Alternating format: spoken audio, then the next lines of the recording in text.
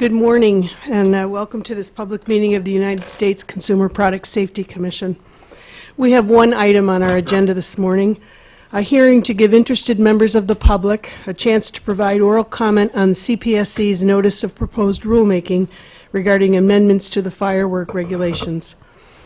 I'm very grateful today. We have two panels of presenters, all of whom have taken the time to be here this morning and to share their expertise and their insights on this matter. I just want to make sure you understand that your input is invaluable to this commission, and we appreciate you being here. To begin with, I'll just go over sort of the rules of the road and how today's public hearing will proceed. Presenters have been divided into two panels, as seen on the agenda. Each presenter will have 10 minutes to deliver their comments. Our secretary, Alberta Mills, will keep track of your time. Thanks, well, I have the opportunity to thank you to Alberta and to Rocky, I should say to Ms. Mills and Ms. Hammond, and all of the Office of the Secretary for all of your help for today and every day. I would respectfully ask that our presenters track the lights in front of them. The yellow light indicates that you have 1 minute remaining in your time. After all the panelists have presented, the commissioners will have 5 minutes to ask questions. In the interest of time and out of respect for all of our panelists, I want to make every effort to stay on time so that everyone can meet whatever obligations they may have later today. I apologize in advance if I have to gavel down anyone to a close in your testimony or any one of my fellow commissioners, but I do want to be cognizant of everyone's time. We will keep our record open for 1 week. If you did not get a chance to say something here today and you really want to have something added to the record or an additional comment you may want to make, you are welcome to supplement whatever testimony you have provided or comment further in writing. Any supplemental materials or information will be incorporated into the record. With that, we will begin with our first panel, which includes Mr. John Rogers from the American Fireworks Standards Laboratory, Mr. Steve Hauser from Red Rhino Fireworks, Mr. Joel Anderson, American Promotional Events and TNT Fireworks, Mr. Daniel Pert, Phantom Fireworks, Mr. Timothy Mullen Jr. Is here on behalf of Jake's Fireworks, and I believe that Erica Jones is here as counsel. And Mr. James Yanger, if I've pronounced that correctly, from Climate Action Associates, who is participating with us via phone this morning. With that, I would ask Mr. Rogers to begin. Thank you. Is your speaker on? Thank you. Let's start that again. Good morning, Madam Chairman, and good morning, Commissioners. Thank you all this morning for your time in holding this very important hearing. I am John Rogers, Executive Director of the American Fireworks Standards Laboratory, and I believe it's fair to say that I think I know all of you pretty well. You have before you today a proposed regulation that will make fireworks safer and that will likely prevent injuries and even help save lives. By adopting existing federal industry standards, this rule will help to fulfill your mission to either mandate or adopt product safety standards that protect American families and that are consistent with other government and industry standards. That is exactly what this proposed rule does, and the AFSL wholeheartedly endorses and supports its adoption as a mandatory rule. Before we get into the details of the NPR, I want to take just a minute to talk about the AFSL and about the quality improvement program that we manage in China. We believe this program substantially enhances the safety of fireworks sold in the United States.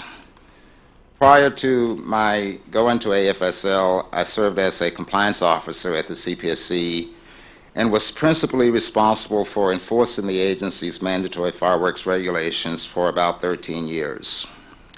In 1992, I was approached by Mr. Joel Anderson, who will speak in just a few minutes, representing TNT Fireworks. He's my very good friend and colleague, and he's also the person who persuaded me to join AFSL, so I think it's fair to say that he is the founder of AFSL, and we're delighted to have him here today. There were other companies involved early on as well, They talked to me about establishing a voluntary standards organization that would adopt both the CPSC and DOT regulations and develop additional voluntary standards to make fireworks even safer than what the minimal mandatory regulations of CPSC required. This was an extremely bold and important step for the fireworks industry at that time. Frankly, the industry was being threatened with the possible nationwide ban of either all or certain classes of fireworks due to the inability of the industry to comply with the basic CPSC regulations and the fact that injuries to consumers were at an all-time high. And so that's what we did, and that's what we have been doing for the past 25 years of AFSL's existence. The AFSL has established and regularly updates through its Standards Committee standards for every existing category of consumer fireworks, covering everything from fireworks content and composition to consumer warnings. As I mentioned earlier, AFSL standards also incorporate mandatory CPSC and DOT fireworks safety standards. We also established a comprehensive and rigorous testing program, which I will describe in a little more detail below. With a total of 257 importers and shipper members, we estimate that AFSL members represent 85 to 90% of all consumer fireworks sold in the United States. Approximately 55% of our members are members of the American Pyrotechnics Association, and approximately 45% of our members are members of the National Fireworks Association. There is some overlap with some companies being members of both associations. So it's fair to say that the AFSL tests not only for the larger importers in the industry, and there are actually only a few large importers, but many small importers as well, including companies that import only 1 or 2 containers each year. All AFSL importer members agree under contract to have all of their products tested by AFSL's independent third-party laboratory, Bureau Veritas, and you will be hearing from Mr. Rosati at Bureau Veritas a little bit later this morning. Testing is done primarily at the factories in China prior to shipment to the United States. The AFSL program also facilitates certification by our members to both CPSC and AFSL standards on a specially designed website established for that purpose, which CPSC staff have access to and use regularly. Approximately 30,000 shipments of fireworks are imported each year through our program, and we test using a statistically valid sampling plan. In 2017, approximately 7 million cases of fireworks were tested under that program. Approximately 93% of these cases were compliant, and that 93% has been fairly consistent over the past 5 years. We also have a domestic program wherein we certify any product that happens to be manufactured in the United States, but mostly assortment packages that are imported by our members. By comparison, I probably don't need to point this out, but CPSC's program, which is rigorous in its own right, is dramatically smaller than AFSL in the sense that you guys test somewhere in the area of 200 to 300 samples each year. If our members fail to comply with their obligations, they can be suspended or terminated from membership, and the AFSL board can and does regularly take such actions.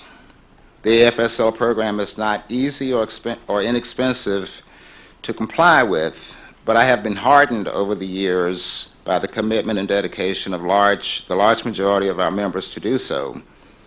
It is our firm belief that the AFSL program greatly increases the safety and compliance of consumer fireworks sold in the United States. In fact, the rate of injuries associated with fireworks in the U.S. generally has been declining since the program's inception back in the early 1990s. With that brief background in mind, I say again that AFSL strongly supports final adoption of the proposed new regulation currently before you. The rule is, we believe, absolutely necessary to bring CPSC standards up to date and in line with AFSL and DOT standards. My colleague from the American Pyrotechnics Association, Ms. Julie Heckman, who joined us in submitting our comments to the CPSC, will address the APA 87-1 and proposed revisions at the industry and DOT standards in more detail during her testimony. Without going through a recitation of the proposed new standards in the NPR, which I'm sure you all have been thoroughly briefed on, let me focus on what AFSL believes to be the most important and to some extent controversial aspect of the rule.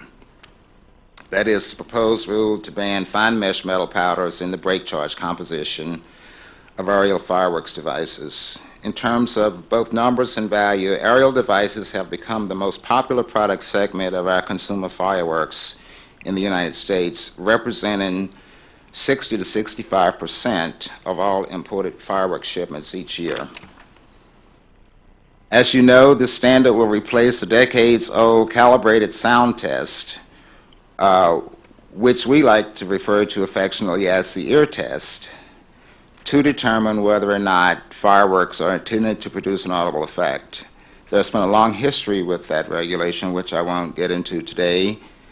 I would suffice it to say that for many, many years, AFSL has been engaged in an effort to reliably replicate the audible effects test. I can recall taking the CPSC tester to China with us to try to teach our teams there how to do the ear test, and I have to smile every time because there was a lot of non-communication going on that had nothing to do with the language barrier. It was very, very difficult to try to explain to 40 different people how you listen to a product to determine whether or not it's overloaded. During the past 20 years, we've also worked often in conjunction with the CPSC technical staff on a variety of other methodologies to measure the explosive energy of aerial fireworks devices.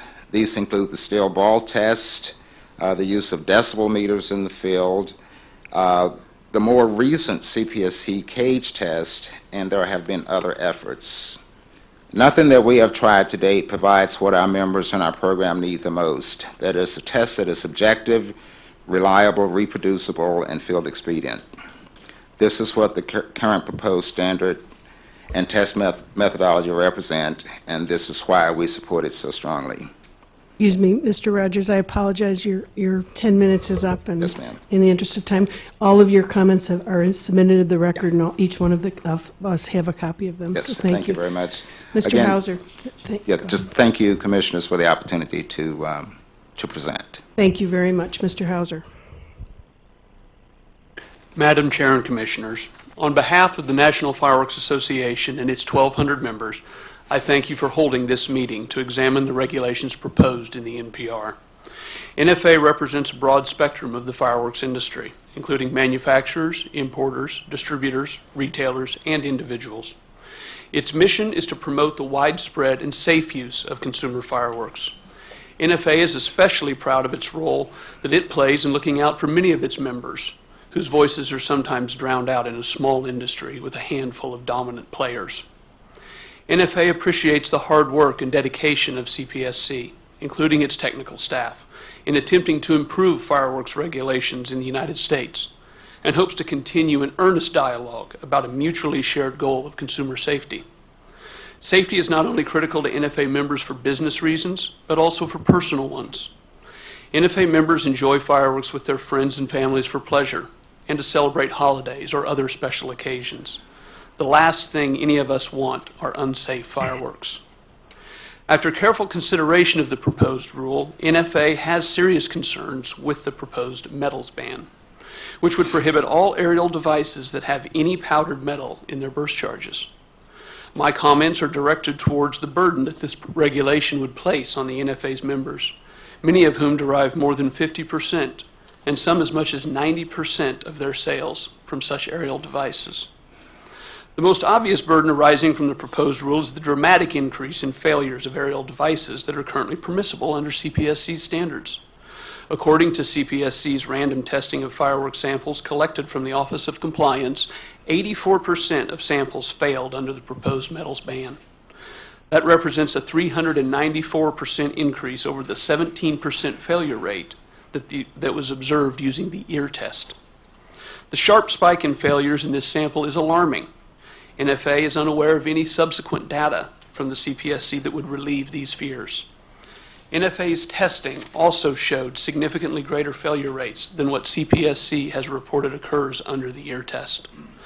So while NFA members may bristle at the current economic costs that arise from the subjectivity and unpredictability of ear test failures, imposing a test that is likely to drive more failures will only lead to more costs.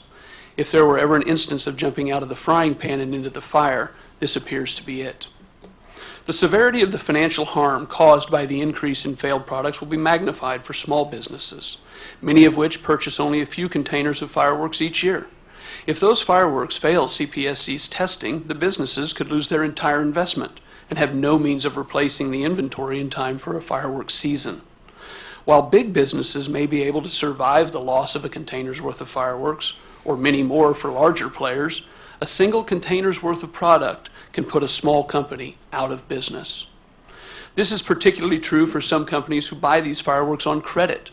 If their containers are seized by the CPSC, they not only lose the product, but are still straddled with the debt. Then they must also have the product destroyed, which could lead to even more costs. NFA struggles to see a countervailing benefit to this burden from a proposed rule that is written in a way which may allow more powerful devices to pass while less powerful ones could fail. For example, a small aerial device with 1% powdered aluminum in the burst charge would fail and be deemed unreasonably dangerous. Conversely, a larger aerial device with a non-metallic but more explosive burst charge would be deemed safe. How is this logical?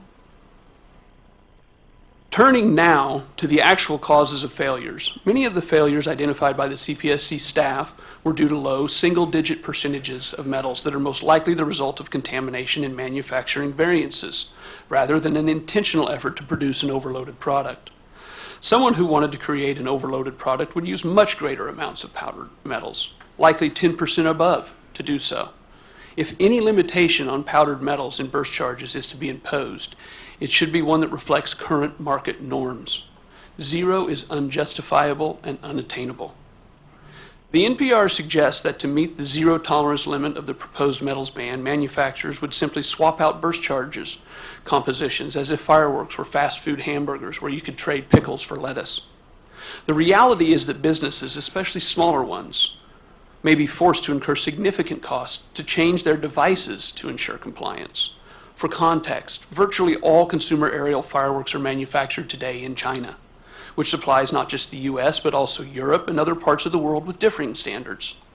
Fireworks are made by hand, and there are greater variances in the manufacturing process than can be expected for most other types of goods.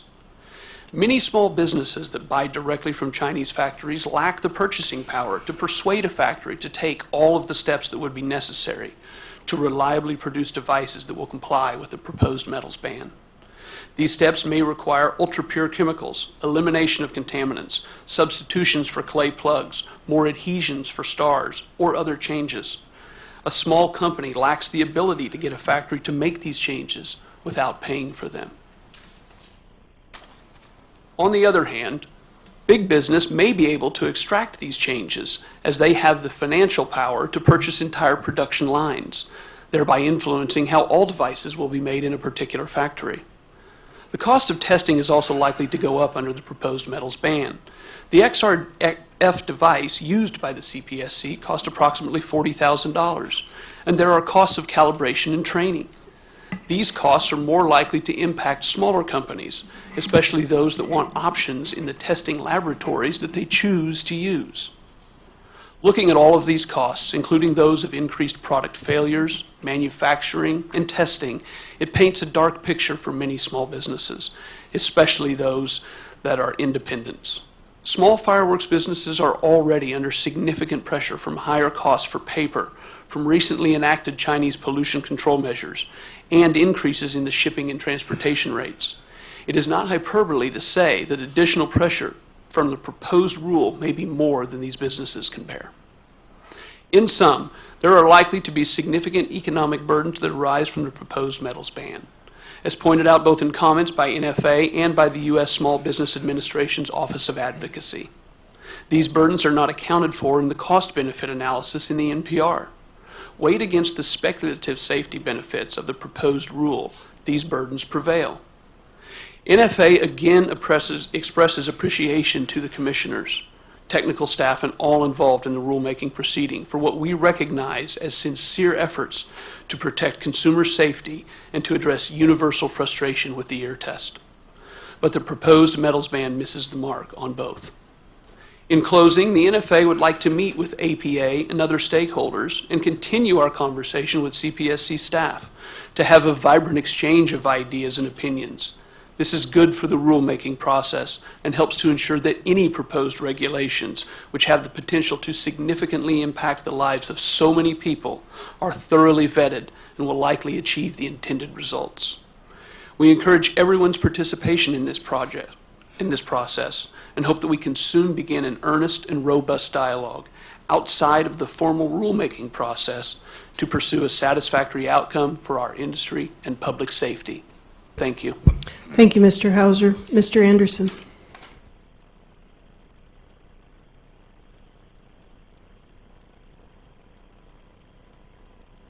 Good morning, Madam Chairman and Commissioners, and thank you for holding this important hearing today and for giving all of us associated with the AFSL and APA an opportunity to provide you with our comments. I'm Joel Anderson, Director Emeritus of the AFSL, and my company is American Promotional Events, known in the industry as TNT Fireworks. There I serve as Chairman Emeritus and Product Safety Liaison to the AFSL, APA, CPSC, DOT, as well as China manufacturers.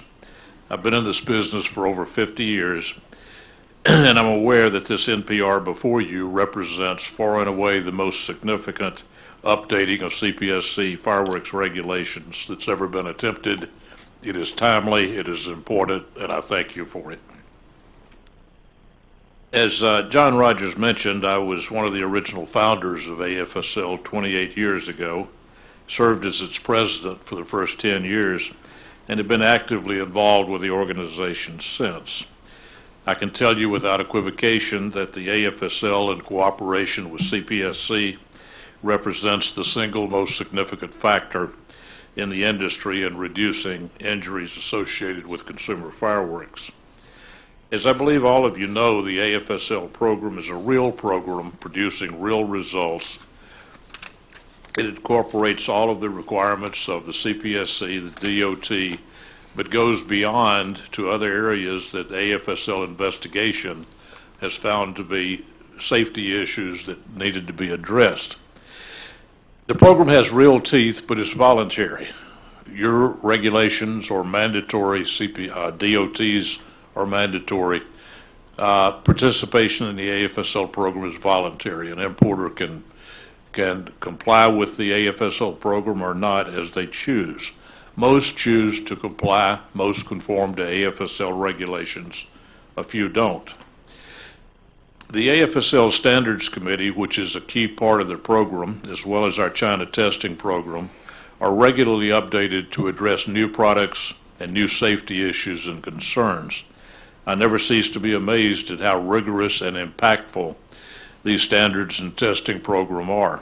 And as John mentioned, I can tell you from personal knowledge that those standards we impose upon ourselves are not easy nor cheap to comply with, nor is the huge amount of member product testing that we do in both China and the United States. It's expensive, it's difficult, but it's necessary because of the nature of the products we deal in.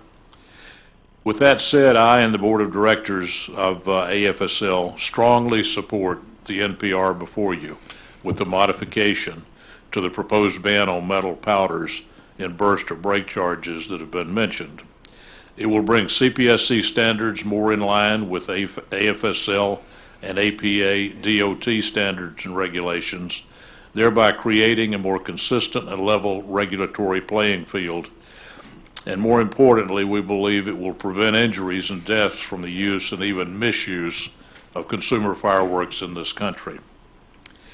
The NPR contains important composition limits, prohibits the expulsion of metal or other fragments, establishes quantified limits for hazardous chemicals, and in several other ways will make fireworks safer for our most important constituency, the American consumer.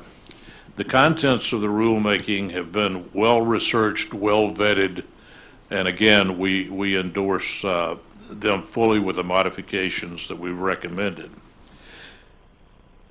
Like John, I believe that the most important and absolutely necessary proposal in the NPR is to effectively ban metal powders and aerial brake charges above a small allowance for metal contaminants. Now, some in the industry have speculated, as reflected in comments to the NPR and testimony this morning, that this ban on metal powders will devastate the aerial fireworks business and even put many importers and manufacturers out of business. I'm here to tell you that, as Ronald Reagan once said, it's not that they don't know what they're talking about, it's just that so much of what they know isn't so. Consider the well-documented fact that for 1,350 years since China invented fireworks, consumer aerial devices did not contain metals and explosive charges. Metals used in fireworks to increase their explosive performance is a relatively new idea that was only invented and introduced to the industry 10 or 15 years ago. Prior to that, fireworks explosive charges did not contain metals, and they performed just fine. When metals were introduced, cost went up, not down. Therefore, the elimination of metals does not increase cost, it will decrease cost.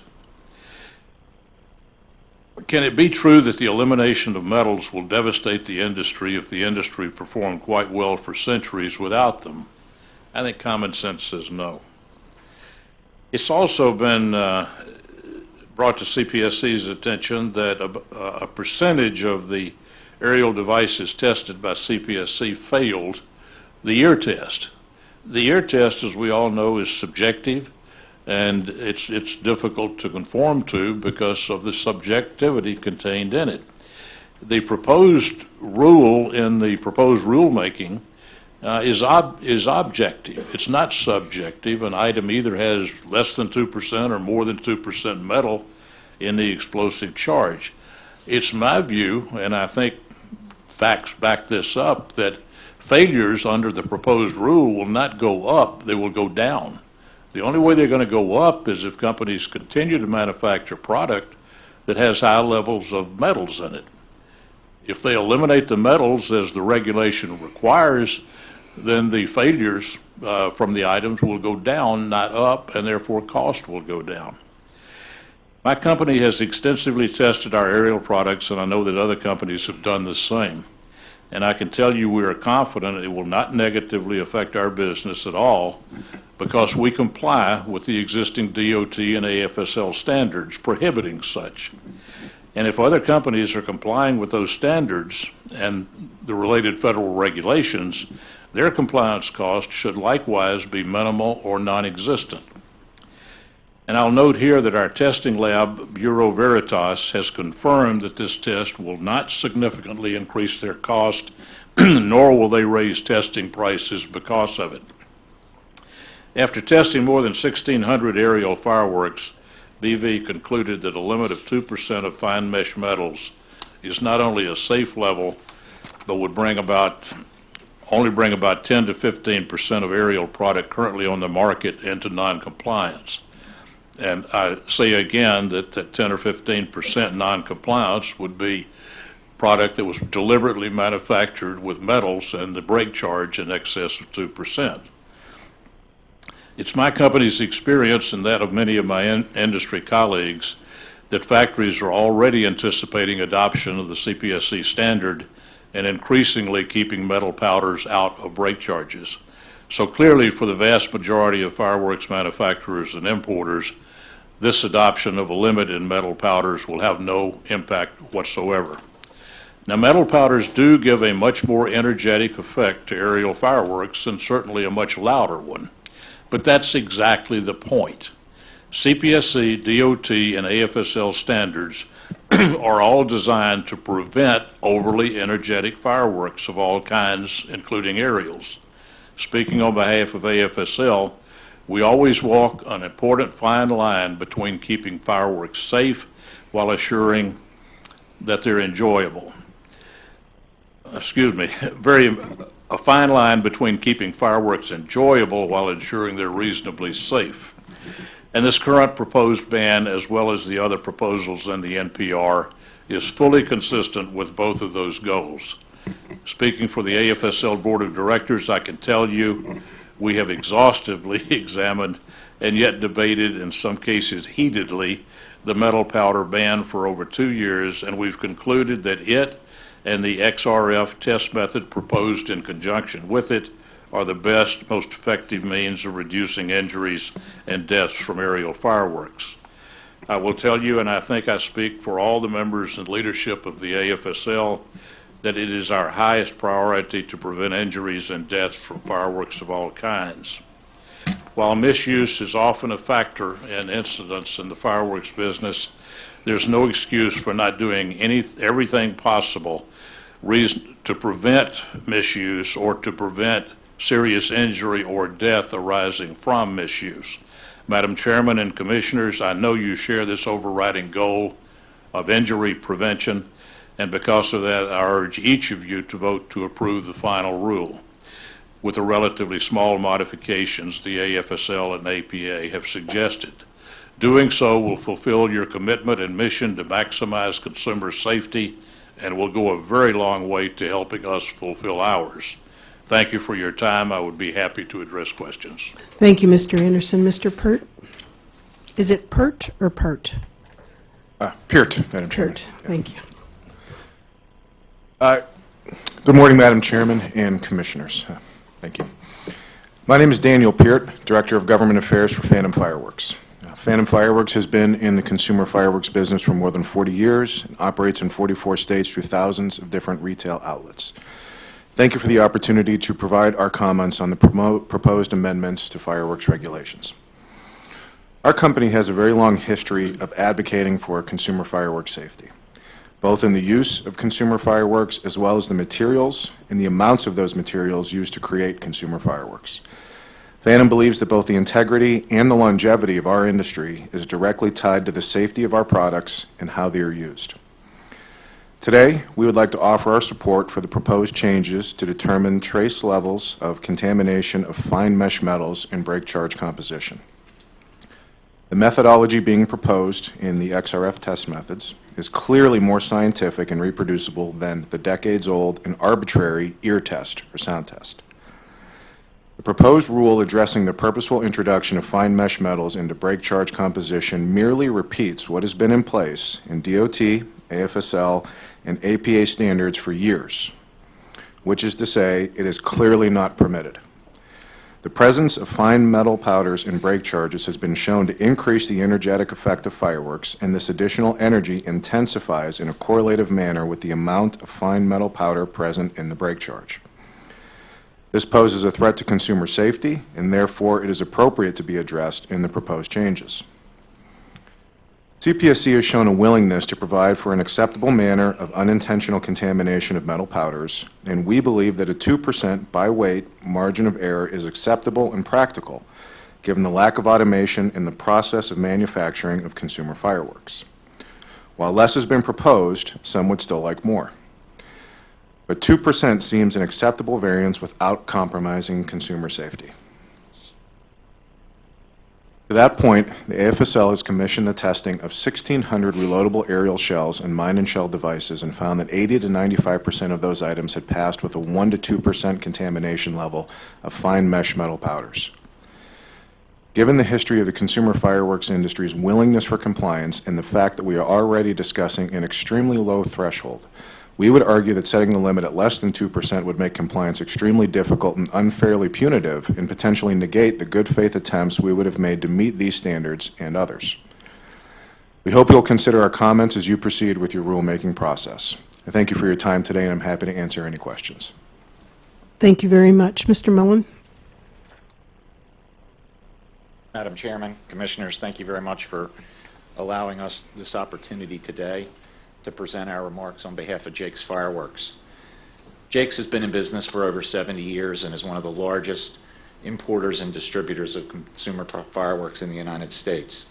And Jake's is absolutely committed to the Commission's goal of regulating fireworks to provide safe fireworks for consumers.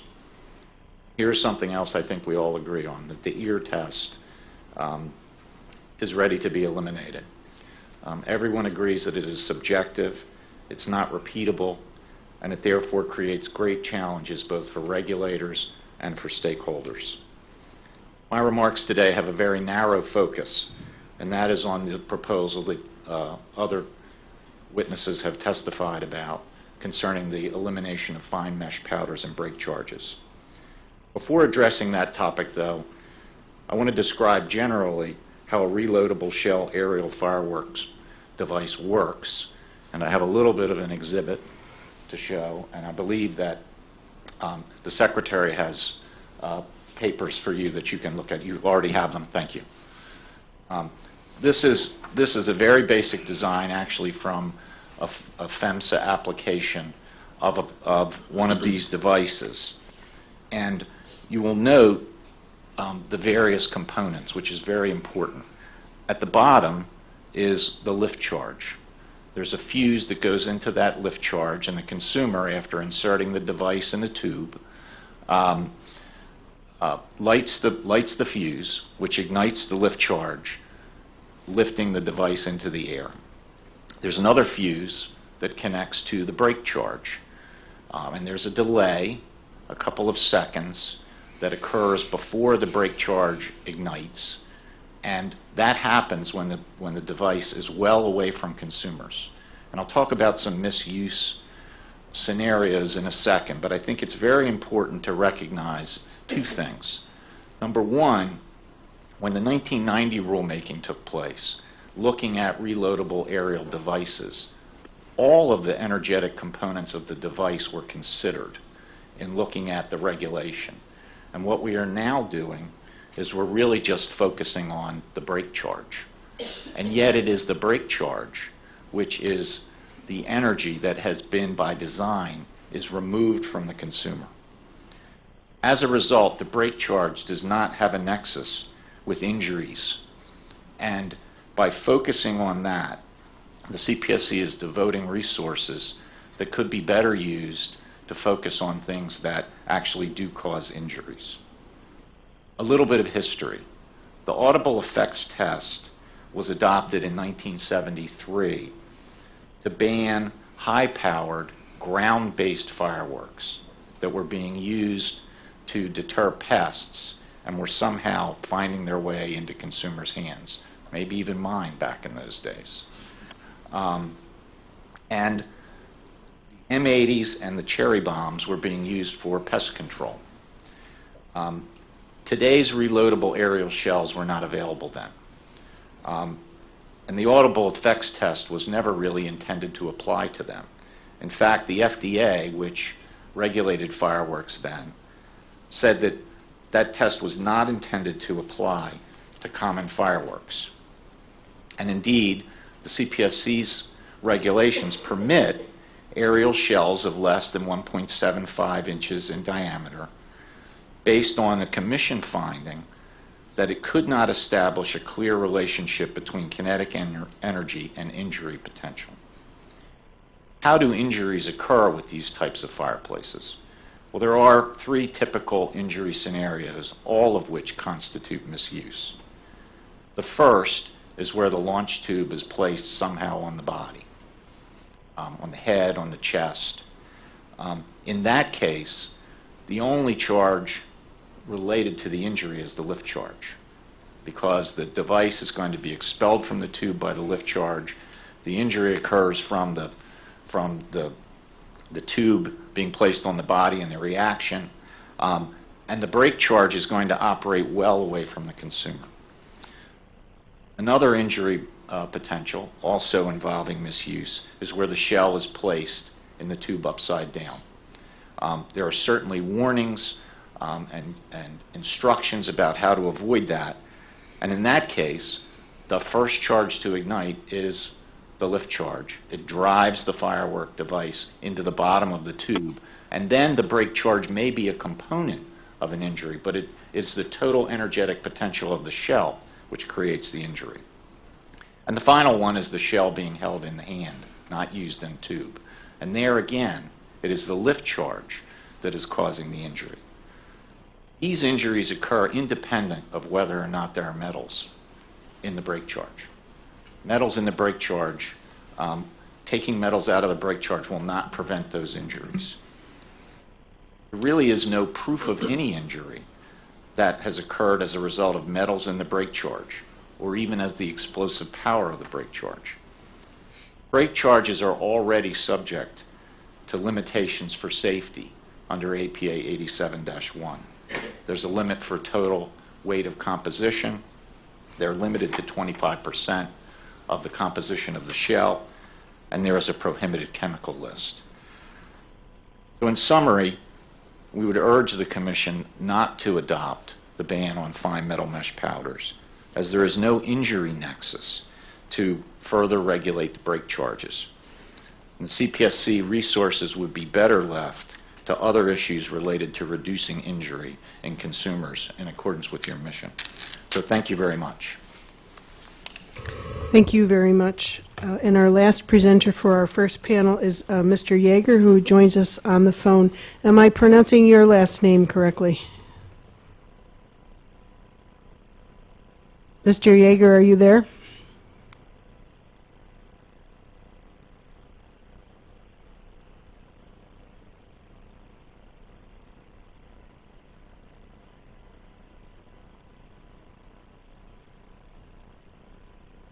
Mr. Yeager?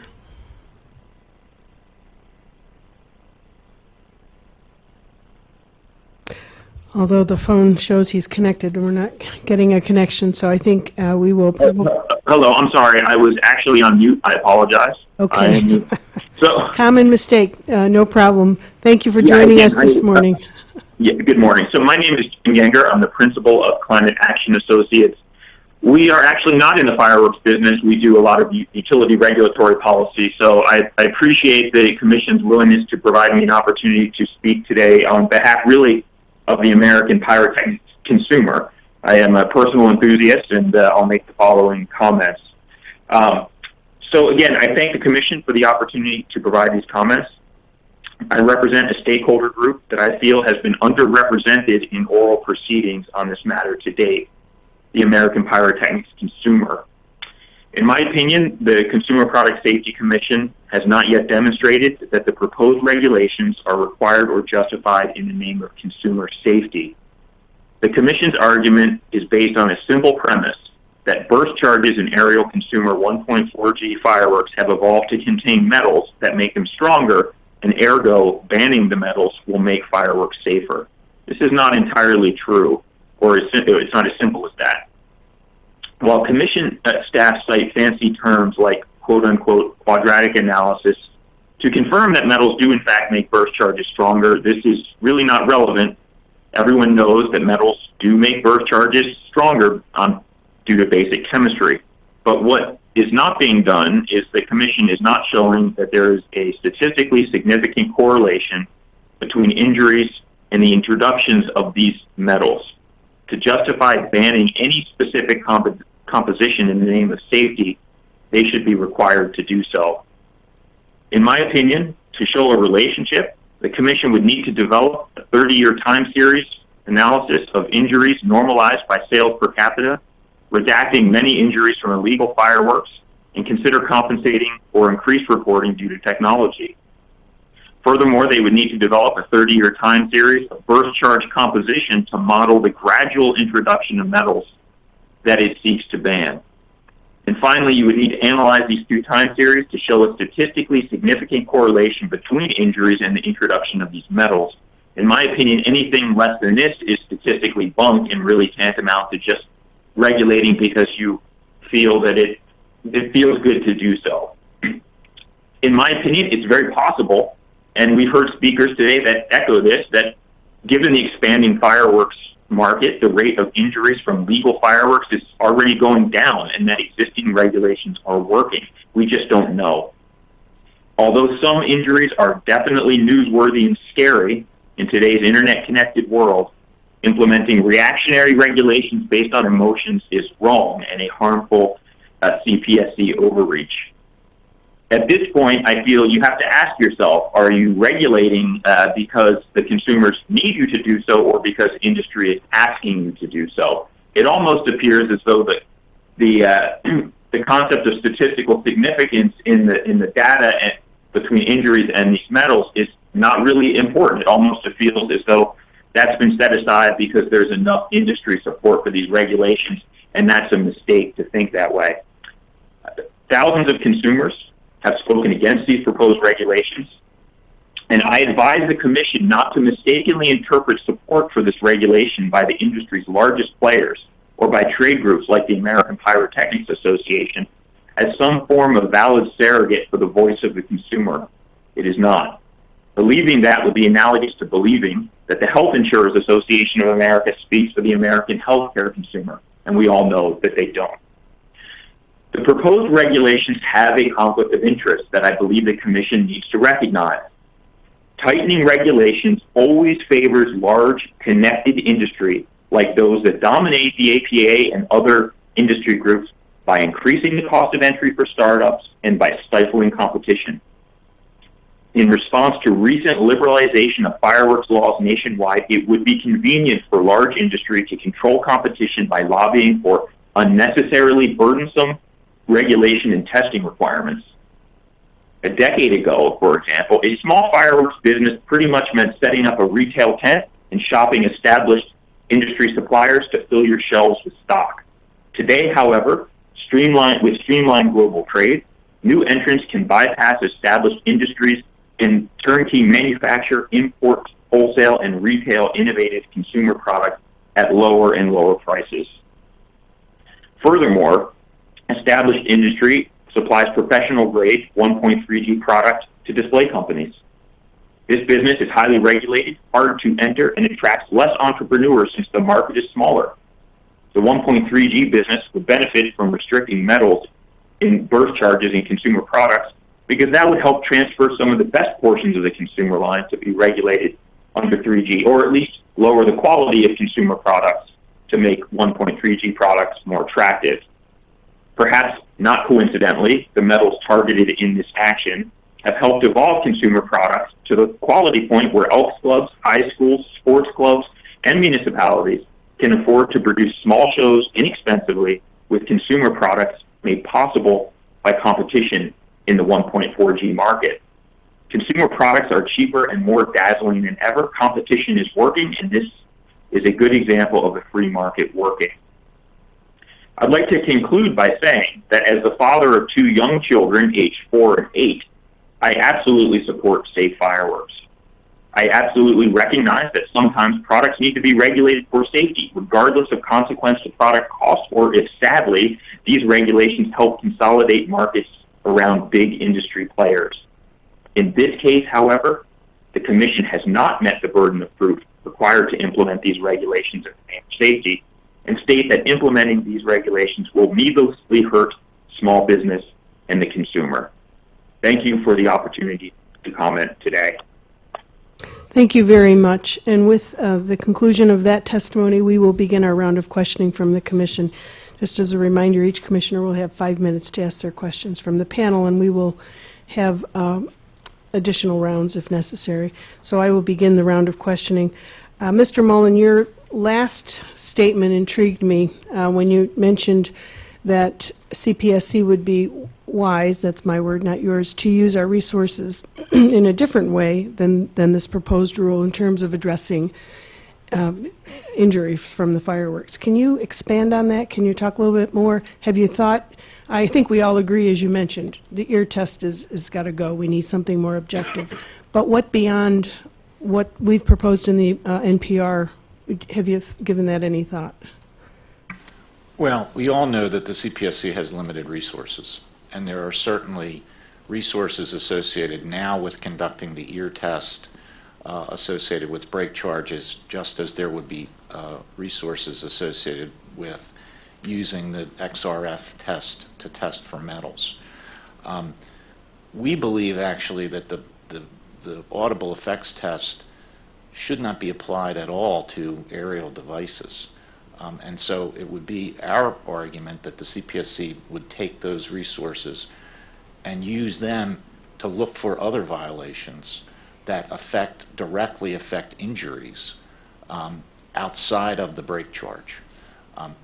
I'm not the one to suggest where those resources might best be deployed. I think the staff certainly knows where they could use resources in order to find other violations that directly affect injuries, and so that would be our request. Thank you. Mr. Rogers, you've mentioned the fine mesh and obviously the effect it can have on safety. Where is the data that supports that the injuries with regards to the amount of fine mesh?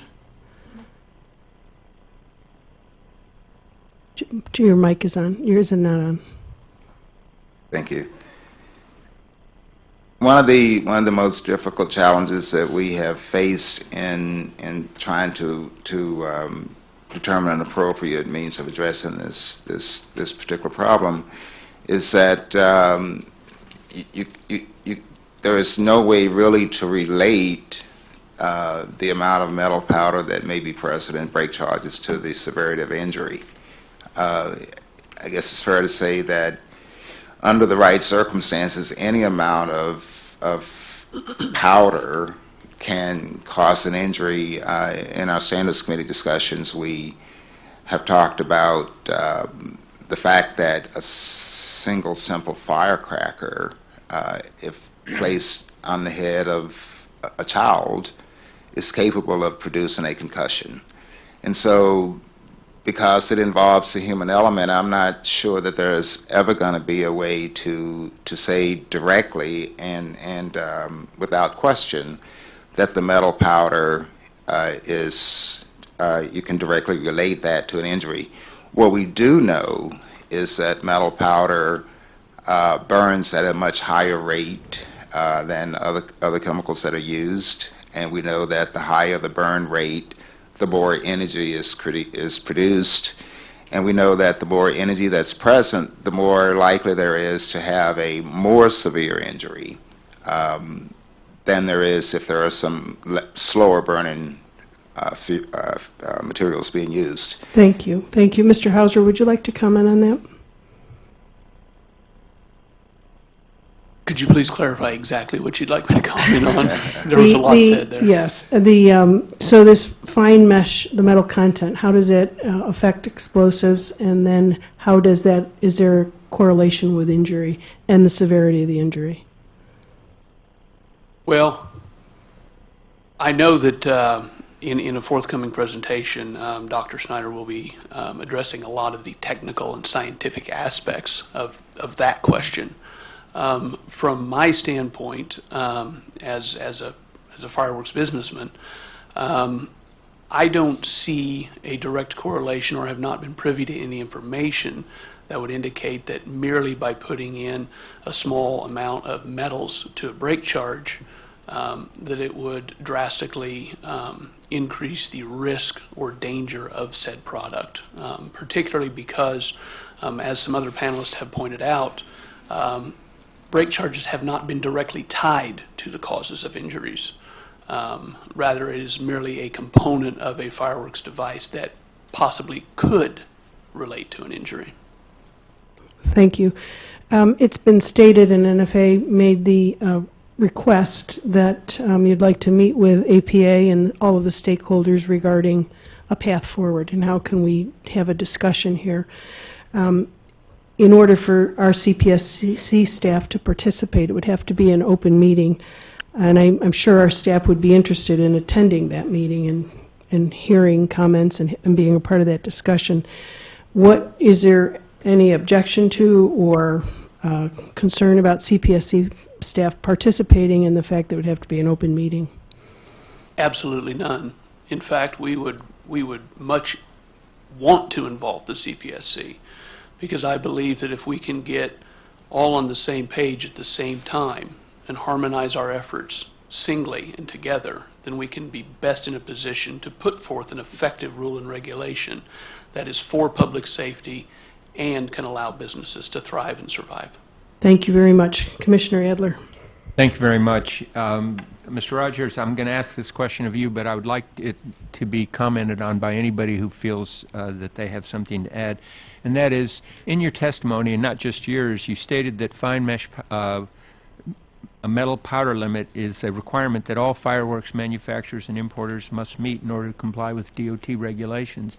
So my question is, so what's the problem? I mean, where is it that the NPR begins and DOT ends and there's not overlap? So maybe if somebody could explain that to me, then I could understand what the strenuous objections are. Sure. I think the limit on fine mesh metals exists both in the AFSL standards, it exists in the APA 87-1 standards that have been adopted by DOT, and the limit for metal is 0. The problem is that not all manufacturers in China are complying with that. And in the case of AFSL, it's been our experience that companies who choose to deliberately introduce metals into their products simply bypass our program. They ship it out of China without having us test it. In the case of why are they not running afoul of DOT, or is it the case they're running afoul of DOT but without much consequence? I think I know that there are some representatives from DOT present here today if they'd like to address this, but my sense is that the DOT standard is it's a composition standard, and you have to have a formula that complies with DOT in order to get an EX number. The problem seems to be that there is a very limited amount of enforcement by DOT of what those compositions are. And so companies understand that and pretty much are able to add metal powders without being detected by DOT. Does anybody else care to comment on that point, or has he accurately summarized it? If I could just briefly comment, and I'm counsel, I'm not in the fireworks business. Guess but what? Me neither. As it's been explained to me, there is, it may not be deliberate introduction of metals. There are metals throughout the fireworks manufacturers. In fact, there are metals in these various shells. The effects have metals in them, and so, and everybody recognizes that there's contamination. In fact, the staff has suggested that although the rule be set at 0, that there be a 2% enforcement discretion. And so I think it's well recognized that metals are introduced. Looking at metals gets away from the question of whether in fact it's the brake charge that is causing the injury. And we know that you can have a brake charge that does not have metals in it, which is energetic enough to cause an injury. Ms. Millen, you raised an interesting point, and I know this has been raised throughout.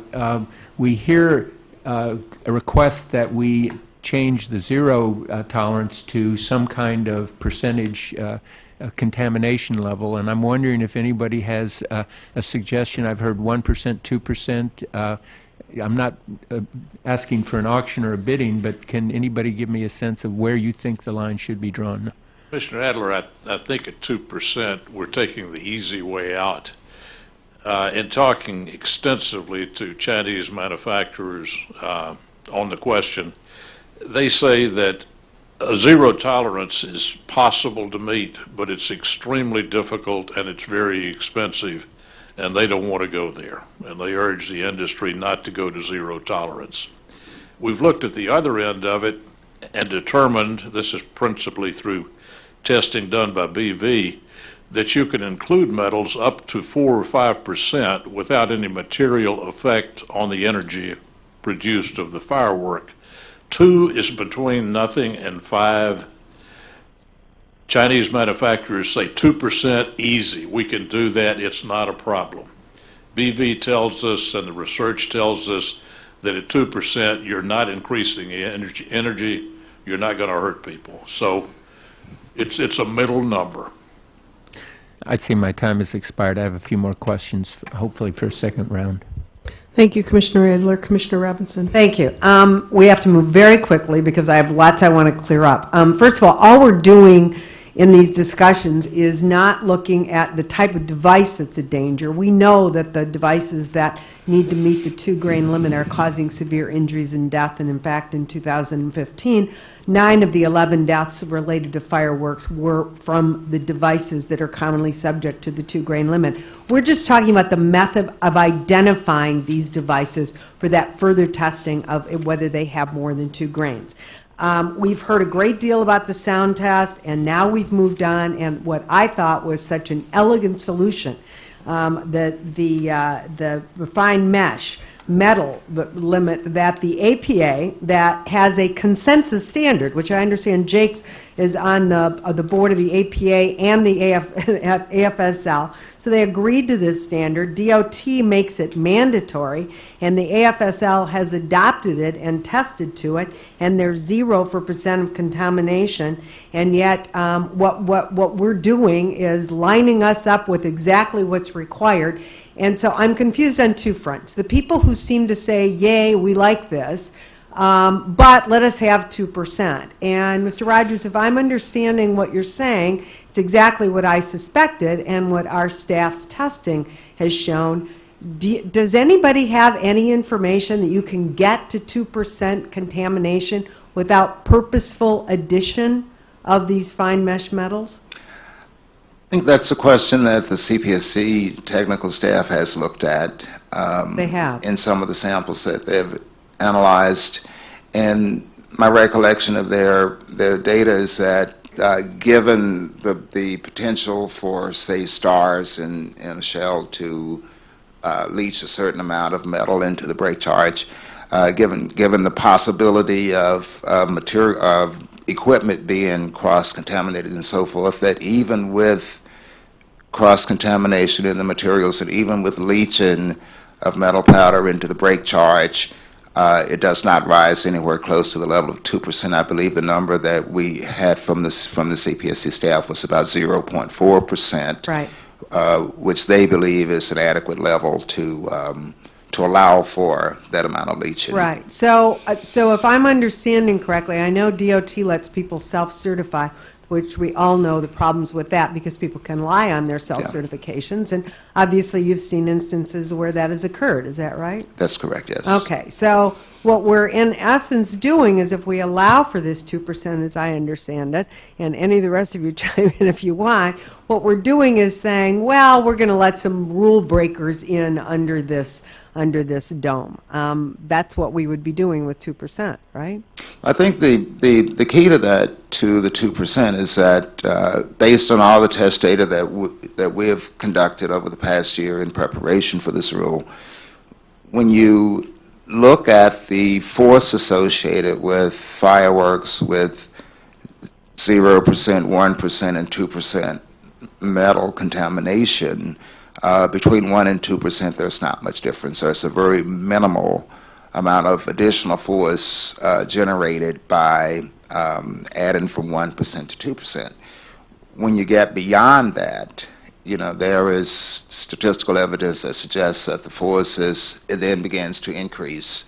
And as we know, as the force increases, the potential for a more severe injury increases as well. Okay, and I know DOT is protecting people during transportation. We're protecting people during use and foreseeable misuse.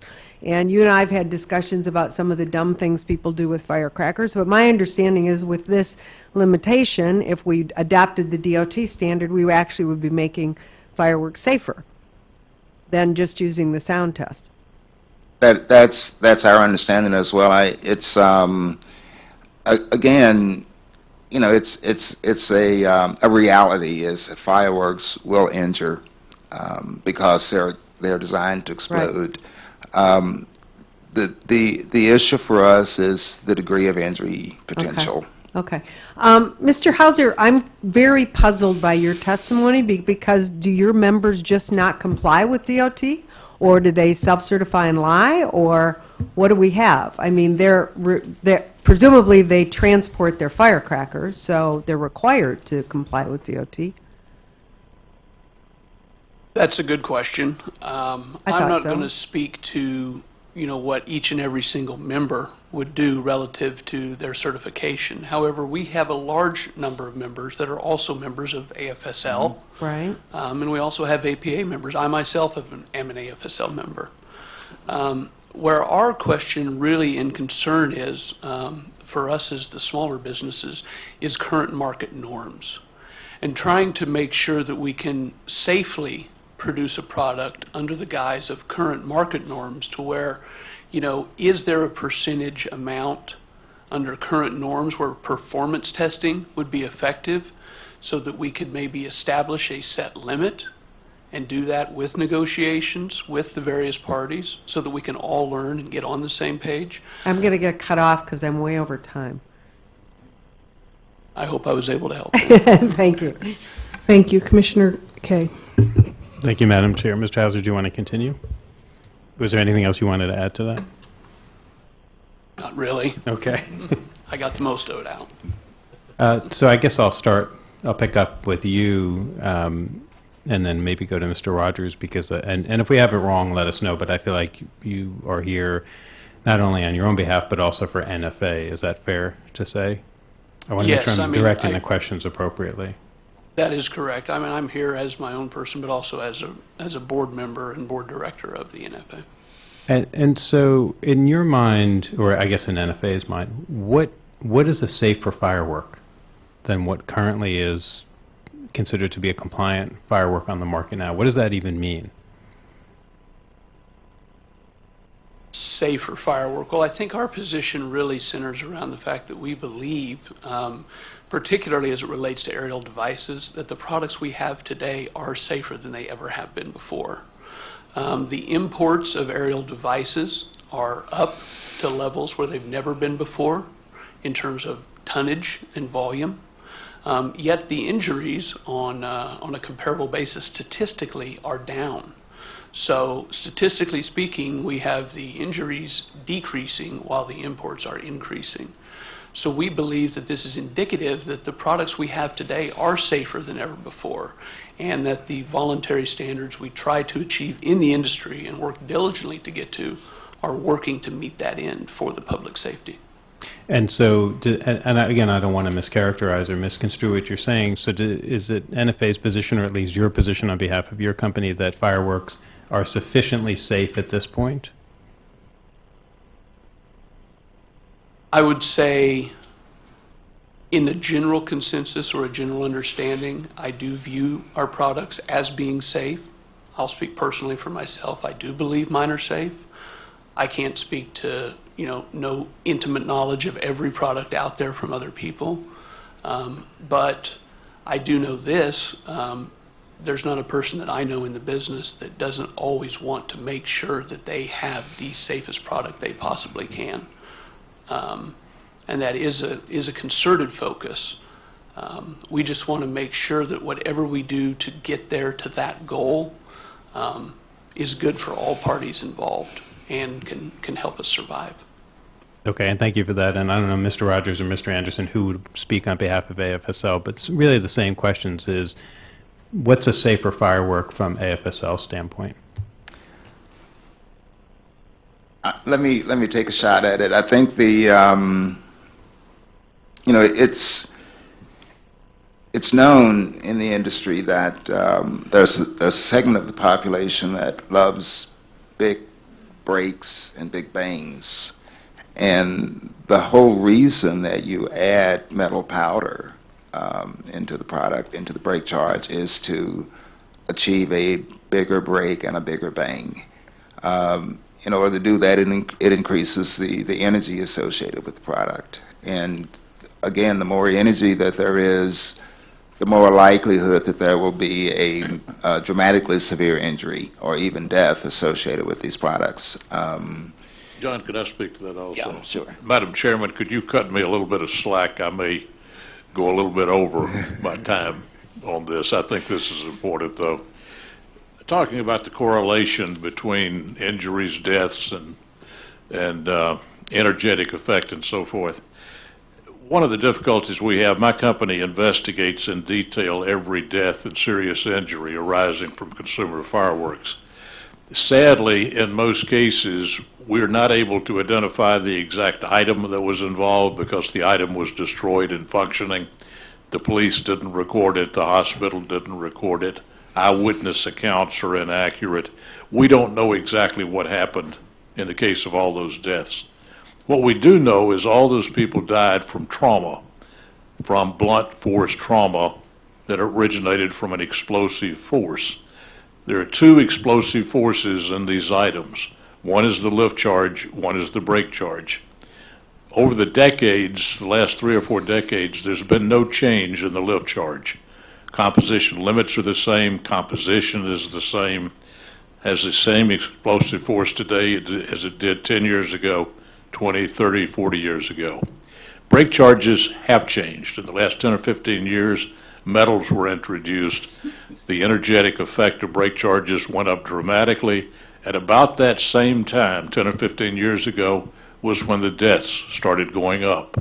There's a very tight correlation between the introduction of metals and brake charges and deaths attributable to consumer fireworks. Does that prove anything? Does it prove it came from brake charges? No. But it's too much of a coincidence to be ignored.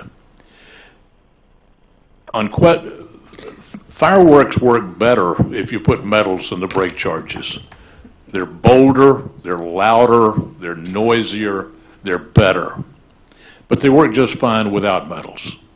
They're not quite as good, but they are inarguably more safe without the metals and the brake charges. So to your question of safe fireworks, they're safer without metals. Thank you, Thank Mr. you. Anderson. Thank you.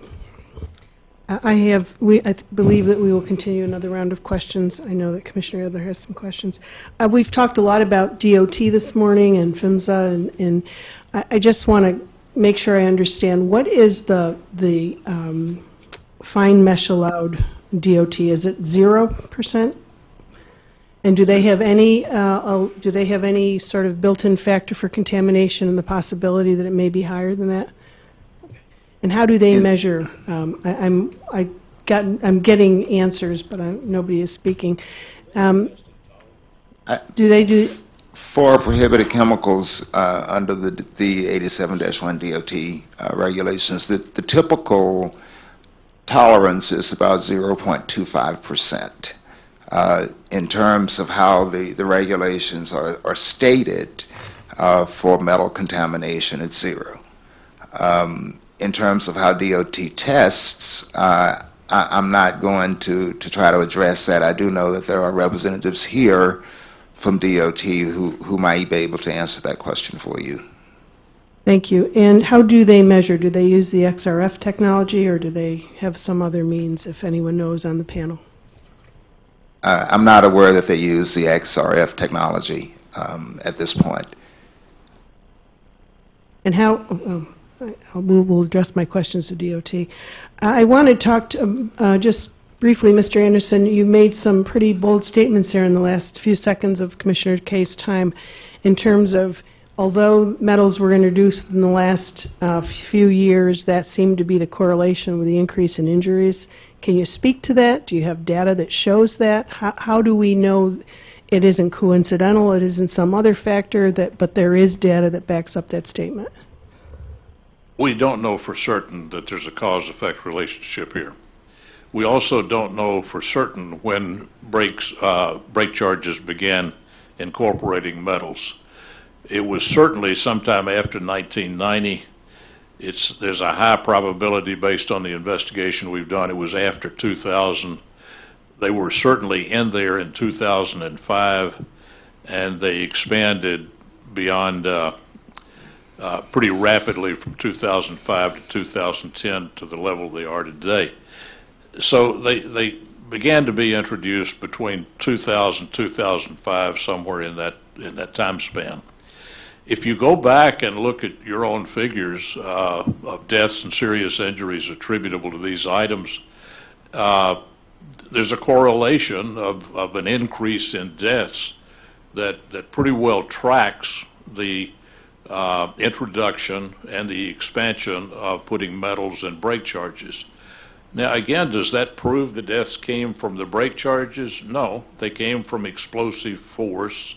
The only change in explosive force was in the brake charge of the item, so it just seems to be too much of a coincidence to be a coincidence. Thank you. Mr. Mullen, do you wish to comment on that?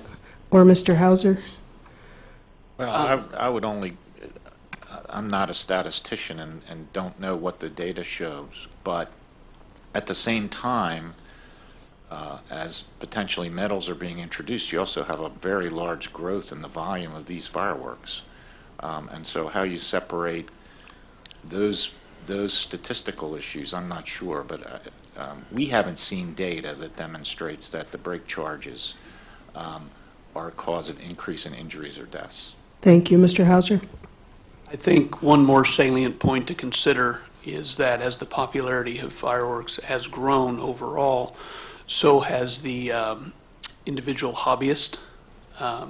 And while we also could attribute, we can say during this time period that some of these deaths have created, what we can't quantify is, were those injuries from products that were manufactured in China and imported by American businesses in the fireworks industry, or were any of those deaths attributable to homemade explosives, which would be inherently probably much more dangerous because they're manufactured with no rules. Thank you very much. My time is about to expire. Commissioner Adler? Just picking up on the point that the chairman raised, and again, thank you, Mr. Anderson and Mr. Mullen. One of my questions is that we have a very, very refined and sophisticated epidemiology division, and I'm wondering if you have any suggestions. I mean, it's easy to comment on the vagueness and the lack of specificity of data, but how do we improve the data? I think Mr. Anderson's point's an excellent one. When it explodes, you don't know exactly what went wrong. So maybe the best you can do is look at some kind of correlation. Do any of you have any reason to doubt the correlation between the increase in deaths and the use of metals in brake charges, whether that's a direct connection or not? Just curious. Yes. Do you have any advice for our epidemiology staff? Maybe is a better way of putting it. I think Mr. Younger. Yeah, sorry. This is Mr. Jim Younger on the phone. I appreciate that. Yes, actually, data is something we have a tremendous amount of experience in my company. We do data analysis across a lot of different sectors, and it's very clear, as I think I tried to state in my testimony. You do have to do time series analysis. You do have to model the composition of a burst charge. I know one of the gentlemen was speculating that the metal showed up at certain times, maybe 2000 or 2005, 2010. So if there is data, you can start to develop a model for when you think that showed up. And then you just have to develop a time series of the injuries, and don't count for the things that you don't know. So if there's conjecture on what a specific device was or not, you just count that as a fireworks injury and start working from there and try to show your correlations. It's definitely feasible to do. It's not easy. But again, it seems to me that if you're the Consumer Product Safety Commission, and virtually all panelists have stated there's no known link between these metals and injuries, you really should be focusing on finding that link before you consider regulating it. Well, thank you for that comment. I have to say that I am a little bit uncomfortable when you say that we need to develop a 30-year time series of injuries. I don't know that that's available to the Commission right now. Sometimes you have to act on the basis of less than absolutely pristine information. But I did want to go back, forgive me, I wanted to go back to a point that Mr. Hauser was making.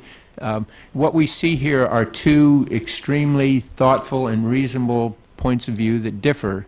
And I think people are looking to the commission to sort of be the referee in this, and I feel less like a referee and more like a football at times in this. But what is the prospect, I'm asking all the members here, for sitting down and having further discussions? I asked this in my individual meetings with the groups, and my sense was that you felt that you'd sort of reached your limit of being able to reach agreement. Is it really futile to ask for additional discussion and possible collaboration and cooperation?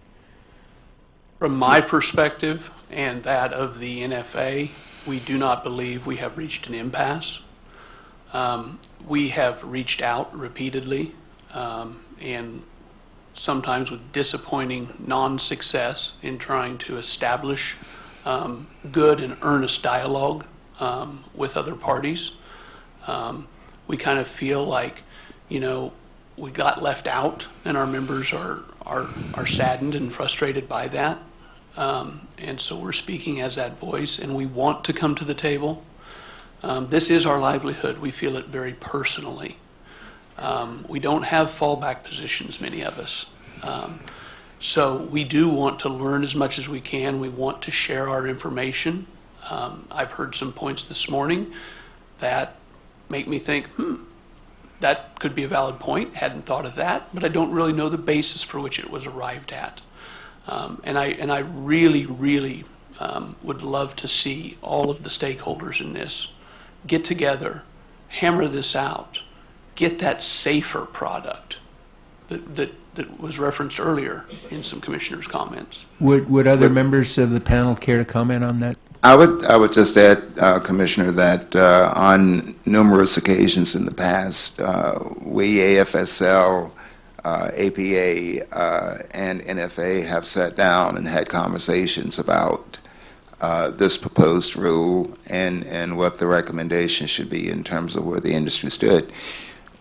We've met repeatedly with a combination of APA, AFSL, and NFA with the CPSC staff at your laboratory and talked about the data that was available on which to make a decision. So there have been numerous meetings. Where we part ways, it seems, is that from our perspective, we don't want metal powders used in brake charges for safety reasons, and we've recommended a 2% contamination level to allow for some deviations and so forth across contamination. We've never been able to come to any sense of agreement that anything 2% or less was acceptable. So the divergence is we think it's 2%, and before the chairman cuts you off, I apologize. I've run over. Thank you so much. Appreciate your answers. Thank you, Commissioner Robinson. Mr. Peart, does Phantom Fireworks comply with DOT standard? Yes. Does it Phantom test to does. 0? I can't speak to the results of every test that we've ever concluded, but I can say that our pass-fail rate is extremely good. Do you know of any circumstances under which any of your suppliers' fireworks have tested at more than 1% that wasn't the result of purposeful addition?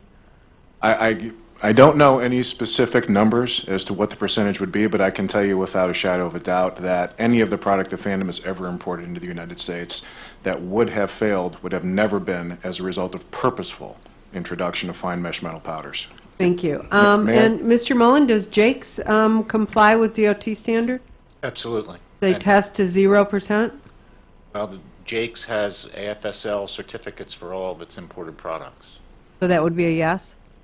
I would have to, I'm not familiar with the testing protocol, but presumably AFSL tests to the DOT standards. And as I understand it, Jake's has members of the board of AFSL and APA? I think that's right. Okay, so Jake's participated in the consensus standard from APA? That's correct. Okay, and just to correct you, our staff has certainly not said that 2% is acceptable. You stated that, and Oh, I'm they sorry. have not said that. I I didn't That's mean okay. that it was acceptable. I understood that there was an enforcement discretion that was going to be used Okay. up to 2%. Okay. I And think that's accurate. Mr. Hauser, you got cut off a little bit, but let me ask a simpler question than I did before. Your members should comply with the DOT standard. Is that fair? That would be fair. Okay. And when you refer to the market norms, you're referring to companies that are producing fireworks that do not comply with the DOT standards, and that's where your concern is? No. What I'm referring to when I use the term market norms, and it actually was a CPSC term that came out of a 2013 document, where the debate gets on the metals is that whether it's 1%, 2%, 5%, 4%, we can't say for certain. People don't know. They don't know where to put the number, where to pick the number. So where we're referencing the market norms is to be something that is equivalent and acceptable to where the market and where it is But- indicative that the market is now. But it would violate DOT standards. We can agree on that, right? No, I'm not insinuating that the market Okay. norm is Okay, I'm going to metallized move on just powders. because I have limited time here. Maybe somebody else will follow up with you on that. Mr. Anderson, I was interested, and thank you so much for your presentation about what your observation has been about the injuries. You made the statement that fireworks are inarguably safer without metals. Could you both expand on that, and at the same time, this increase in severity, I believe you were referring to, would have nothing to do with the amount of fireworks being used. Is that fair to say? And I think you can do that I all think in one. that's fair to say. As explosive force increases, the likelihood of serious injury increases with it. If you decrease the explosive force, the degree of explosive force, the likelihood of a serious injury or death goes down. It's just simple cause and effect. I think inarguably fireworks without metals and break charges are safer. Simply because less explosive force produces less injuries. It's like C4 is safer than a nuclear bomb. A firecracker is safer than C4. I mean, you bring the explosive force level down, you improve the safety. The AFSL's challenge, and this is one that we've struggled with for 28 years, is drawing the line between safe fireworks and protecting freedoms in the industry. We don't Right. want to restrict what anyone does. We don't want to limit it unless we need to do that in order to make safer product. Does anybody on this panel have any information to tell us whether fireworks with 2% would be just as safe as 0% or 0 to 0.5%? I think we can tell you that. Based on the testing done by BV, there's no appreciable difference in explosive force between 0 and 2%. And we've talked again to the China manufacturers, and they've said 2% would be easy for them to stay within, Okay, and that's where the 2% came from. thanks so much. Thank you. Commissioner Kay. Thank you, Madam Chair. Mr. Hauser, can you elaborate on a point that has come up in some of the meetings with the members coming in to see the commissioners about explosivity and the fact that, as I understood it, NFA's position was that this proposed rule misses the mark if the goal is to reduce explosivity by focusing solely on the metals and the break charge, that there would be in essence loopholes or other ways to have fireworks be just as or more explosive without using metals. Am I having that right? Yes, you are, Commissioner. And I will say that Dr. Snyder will be addressing some of those in his technical analysis much more thoroughly from a scientific position. But what we had in discussions, and we're trying to, propose, not propose, but to teach about, is that there are other compositions that could be used as break charges. Some are called whistle powders or whistle mixes. And those are completely devoid of metals, but and could be legally used under chemical restrictions and things like that to make break charges, but that they could in fact actually use that kind of a powder to create a more powerful burst charge than a burst charge that had 5% metals in it. And there has been scientific analysis on that I believe Dr. Schneider could speak to. I don't want to get out of my purview there. Sure, thank you for that. So that is definitely one of the considerations. Got it. And in terms of actual manufacturing and producing fireworks, is that how realistic is it that that would be a viable economic option for manufacturers to go to? From a cost analysis of the actual chemicals, I can't say exactly, but I believe in most of our discussions that we have determined that the cost would be roughly the same. And so, and those products, those whistle mixes for break charges, are actually being used in certain devices today in the fireworks market. Great. And Mr. Anderson, I'm curious to know what your position is on that, in that if the goal is to reduce explosivity, what would be AFSL's position that this might miss the mark because there would be other formulations for the break charge that would either have the same explosivity or more? Well, the AFSL is a proponent, as is our company, on eliminating metals from break charges and not adding anything back. In other words, going back to where we were 15 or 20 years ago and all time prior to that, use black powder, which is known explosive force and easily controlled and relatively inexpensive. The China manufacturers, we've learned over the years, are amazingly creative. We were told that when we had to get a timing fuse to meet your requirements on the reloadable shells, that having a fuse burn time of a fuse that long, of 5 to 7 seconds, was impossible. Took the Chinese about 2 weeks to figure it out, and they did it. We were told that it was impossible to make a 50 milligram firecracker when they were reduced by CPSC from 2 grains to 50 milligrams. Took the Chinese manufacturers about a week to figure that one out.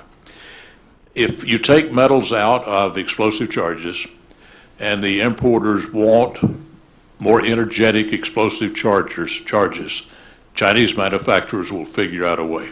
So is then there a loophole in the proposed rule where there needs to be something else that would address that concern?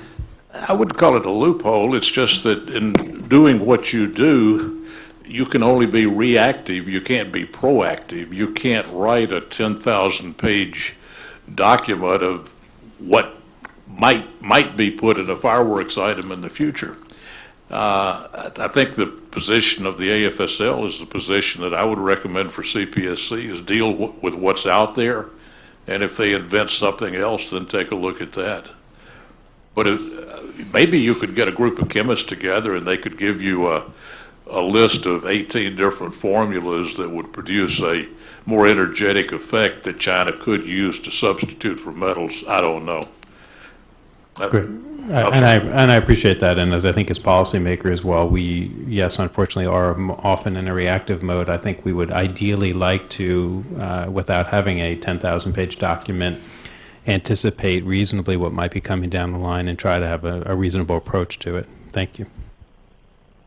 Thank you very much. I believe we are going to have one more, probably a little somewhat abbreviated round of questions from the commissioners. I just have a couple of questions. One of them is just following up on Commissioner Kaye and his comments. So this possibility, Mr. Hauser, you talked about these whistle breakers. Am I using the right term? And we heard that in our meeting. They refer to them as whistle mixes or whistle powders. Okay. And you said they're currently being used now? Yes, there are known instances where factories have used those. Okay. And are there other chemicals or other substances that are also being used currently to increase this explosivity? Not that I am aware of. Okay, so that's the one right now that's on the, okay. Could I add something to that? Sure. Whistle compounds are extremely fast-burning compounds that produces the whistle. I'm not aware of any case where whistle compound is being used in an explosive charge in any fireworks device. But one of the problems that we've had for years that we continually work on is if you have a whistle device and the exit point of the device becomes restricted, it explodes.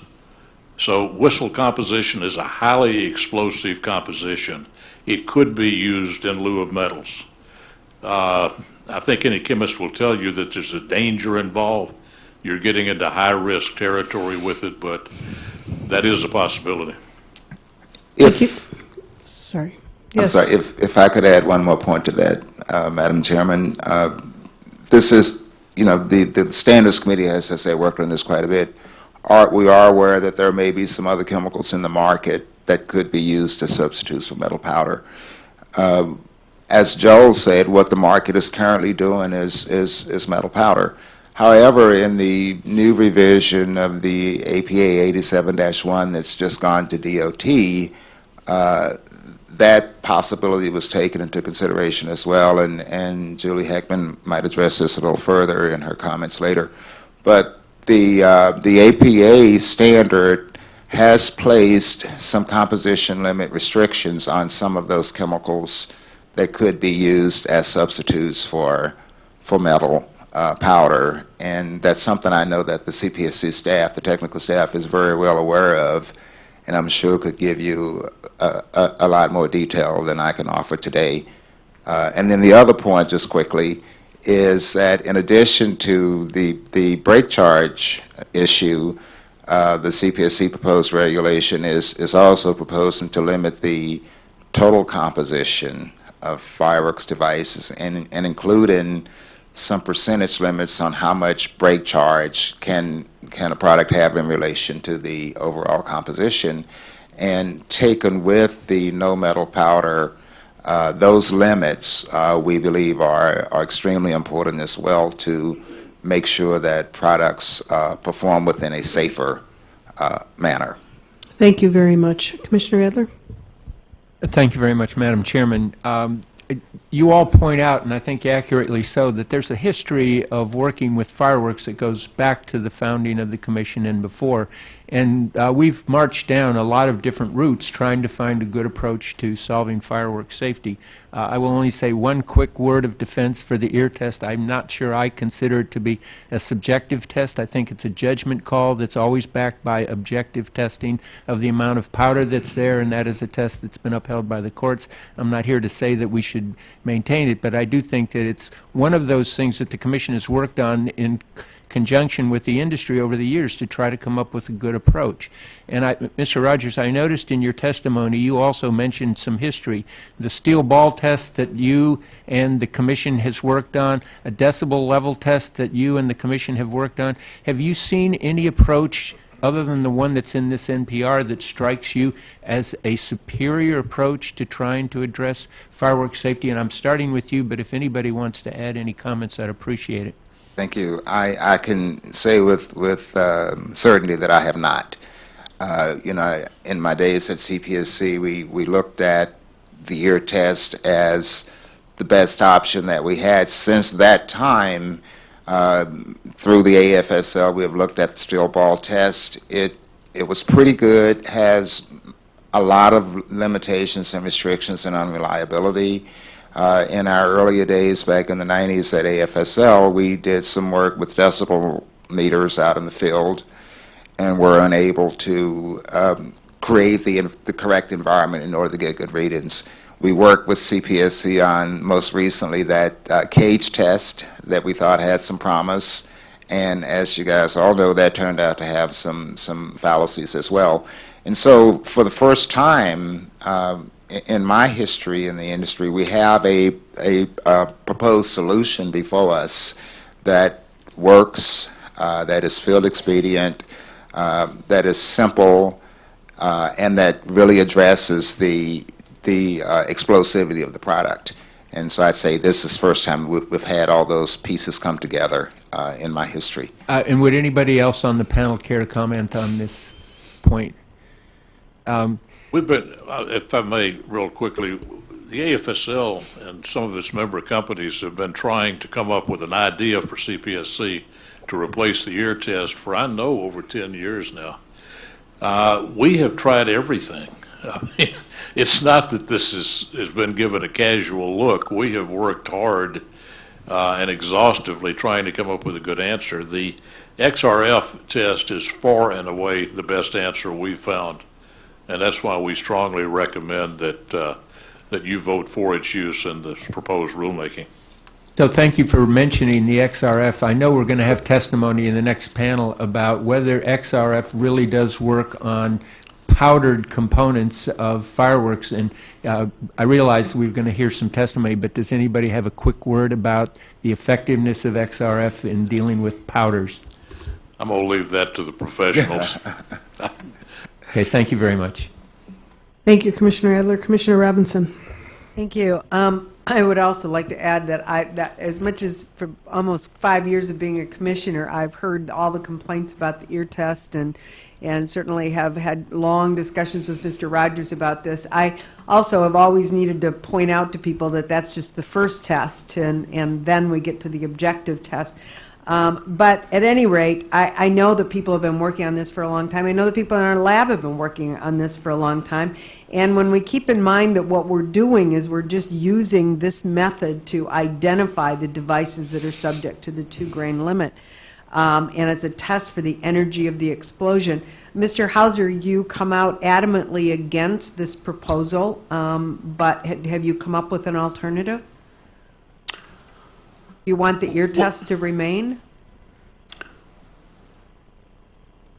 I think right now the ear test, as it compares to a failure rate of 17%, is far and away more acceptable than a proposed test, which shows a failure rate of 84%, based on the CPSC's findings on the metals test. I do know that we have had discussions among the members of sound level meter testing, explosivity testing, performance testing, and our scientists and some of the people we talk to tell us that that is a good system.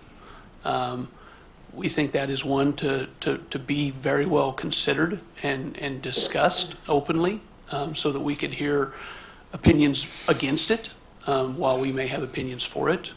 But what we're really trying to reconcile is going from a 17% failure rate under the ear test, which everybody says they want to do away with or come up with a better solution for, should be better words. But now we've proposed something that takes us from 17% to 84%. So you're more objecting than you are coming up with another solution. And the 84%, incidentally, I would think would cause people great concern given the fact that that's what the DOT requirement is, but I'll leave that for another day. Mr. Mullen, you also have vociferously expressed your opinion against this requirement that presumably Jake's was in agreement with APA, but I wonder if you or your organization, I know you're just here as the attorney, but have you come up with an alternative to either the ear test or this test that's being proposed?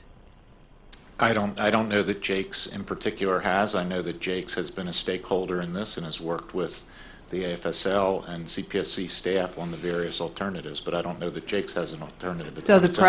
So my understanding, the preference would be to keep the ear test? No, we think that the ear test is, number one, we think the ear test was not designed to apply to Okay, these whatever types of your fireworks. criticisms are, and I'm sorry to interrupt, but I have limited time, but what is your alternative? Because we need to identify the explosive power to identify whether these are devices that fall within the 2-grain limit. So what's your proposal? For the reasons that I talked about earlier, we think that the best proposal is not to focus on the break charge, but to devote resources, because there's no nexus to an injury. So And you're in favor of no regulation? We're in favor of the existing non-metal regulation, but there are The regulations ear on the brake test. charge. No, not the ear test. There are other regulations on the size and composition of the brake charge that we think And what's are the size and composition of the brake charge that you would advocate us going with? the ones in APA 87-1, other than the metal limitation. Other than the metal limitation? Okay, thank you. Commissioner Kay. Thank you, Madam Chair. Mr. Yinger, are you still there? Yes, I am. Thank you. So I wanted to tell you how much I appreciate your testimony and your fidelity to data. And if I have it correct, and please let me know if I don't, your central point is that the commission has not done the work to properly show a tie between the injuries that are occurring and the proposal. Is that right? Yes, there's 2 points. One is exactly that. I don't believe there's a real showing that injuries are related to metals and powders.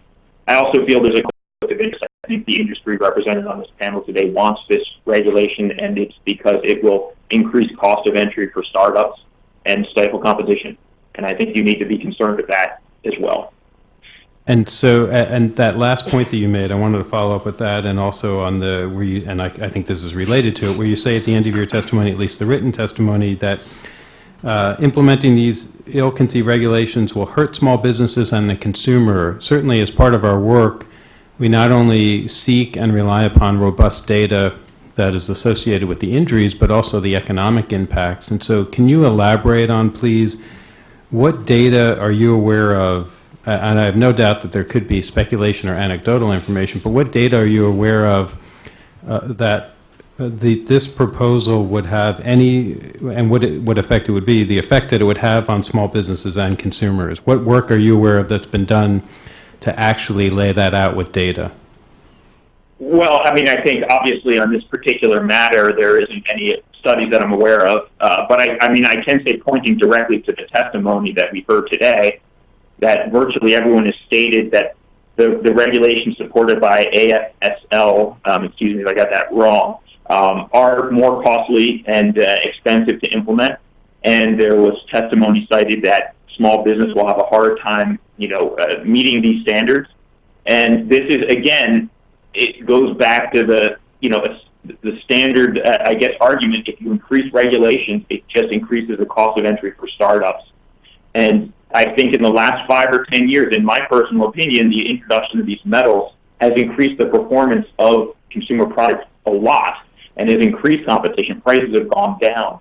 And so these regulations will help limit that competition. But, as I said, the AFSL themselves said this is an expensive standard. It's not cheap to be their member. The TNT representative is supportive of that. They're a big company. They are helping them develop those standards, and they want everyone to play ball with those expensive standards because it helps them, again, control competition. It's just the nature of how regulation works. So I apologize. I don't have perhaps what you're asking for, but I still think my comments are valid.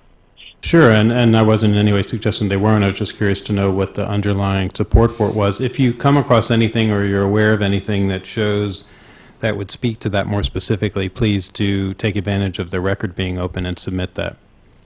I will, absolutely. Thank you very much. Thank you, Madam Chair. Thank you very much. At this point, this concludes our first panel here this morning. And again, I want to express my appreciation to all of the participants who are here for taking the time and the effort to be here to help us with this rulemaking. Your opinions matter greatly to us. And also to Mr. Yanger on the phone. Thank you for joining us. At this point, we're going to take a 15-minute break just to transition to our second panel. And again, my sincere appreciation to all of you. Thank you.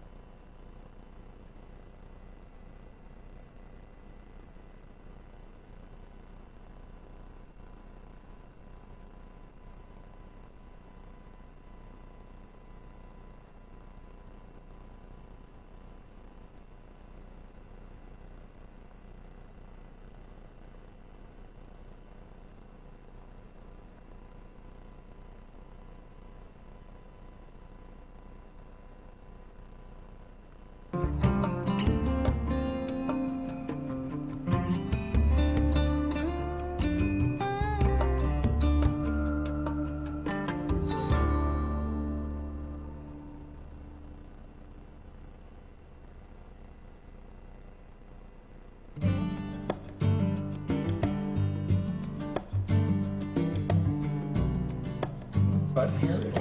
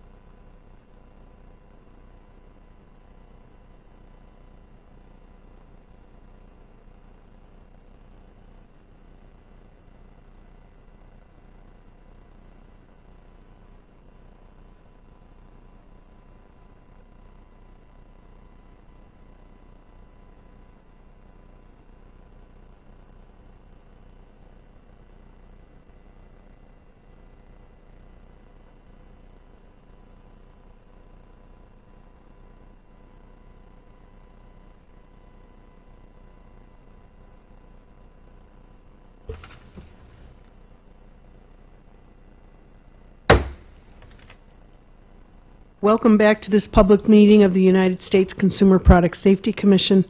Our hearing will now resume. Just a reminder, for the record, this is a public meeting to solicit public comment on CPSC's notice of proposed rulemaking regarding an amendment to the fireworks regulations. We have two panels. We have heard from the first panel, and now we are going to hear from our second panel. On the second panel, we are very pleased to have Ms. Julie Heckman from the American Pyrotechnics Association, Dr. Roger Schneider from Rho Sigma Associates, Incorporated, Mr. Quinn Dodd from the Law Offices of Quinn Dodd, Mr. Spencer Elge, National Fireworks Association, and Mr. Rick Rosati from Bureau Veritas. Thank you all very much for joining us today, for taking the time to share your information and your expertise on this very important issue. So with that, we will begin with Ms. Heckman and her testimony.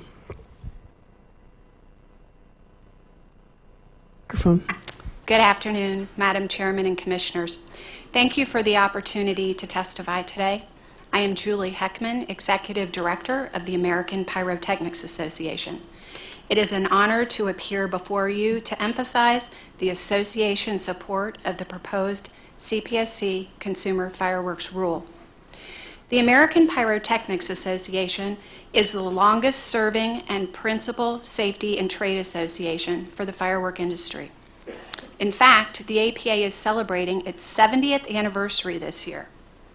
Our members include regulated and licensed manufacturers, importers, distributors, wholesalers, retailers, suppliers, and professional public display companies.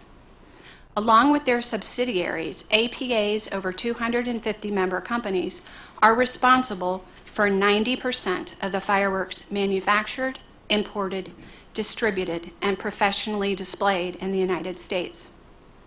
Our mission is to encourage safety in the design and use of all types of legal fireworks, to promote industry information, and to support our members, and to promote responsible regulation for the firework industry. After extensive discussion and debate among our board of directors, the APA jointly submitted comments with the American Fireworks Standards Laboratory in support of the notice of proposed rulemaking. We did so for two simple reasons. First, the rule will undoubtedly make consumer fireworks safer and prevent injuries, which is APA's primary concern and goal. Secondly, it would adopt many of the requirements set forth in APA Standard 87-1, the standard for construction, classification, approval, and transportation of fireworks, novelties, and theatrical pyrotechnics. APA Standard 87-1 is a consensus standard in which firework classifications are assigned based on the weight and type of chemical composition contained for each specific type of device, including specific chemicals that are permissible and also restricted chemicals. APA Standard 87-1 has been incorporated into the U.S. Department of Transportation's hazardous materials regulations for over 3 decades. Tens of thousands of explosives approvals have been issued by PHMSA under APA Standard 87-1, and the vast majority of consumer fireworks approvals are issued under our standard. Since the inception of APA Standard 87-1 and its incorporation by reference by DOT, fine mesh metals have been prohibited in consumer fireworks other than for the purpose of producing an audible effect, and that composition has been limited to 130 milligrams. Madam Chairman, during last year's hearing on the notice of proposed rulemaking, you expressed some concern that the proposed revisions to APA's standard might be inconsistent with the proposed CPSC ban on fine mesh metals and brake charges.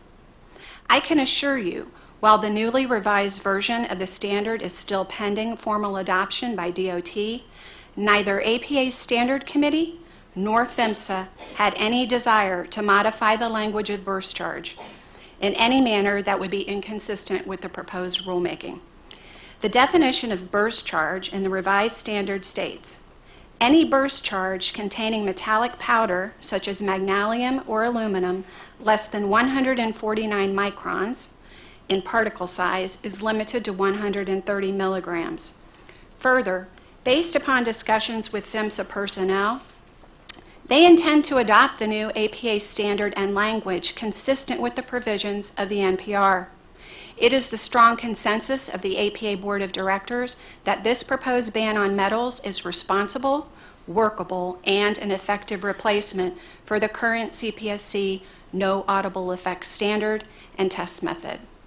It is our understanding from discussions and from testing conducted by the AFSL that while aerial fireworks with a high percentage of metal powders, certainly those above 5%, represent a small minority of such products imported to the United States, and those that do exist present a real and preventable potential hazard to American consumers. In conjunction with the other existing and proposed new safety requirements for aerial fireworks, the ban on metal powders is as necessary as it is feasible to implement. Our members have been frustrated with the current audible effects standard and its implementing test method. The APA Board has reviewed concerns that others in the industry have raised regarding the proposed ban, including alternatives such as the sound decibel level test, and have concluded that limiting metal powders represents the most objective, least variable, least complicated, and least costly means of limiting the energetic or explosive effects of such devices.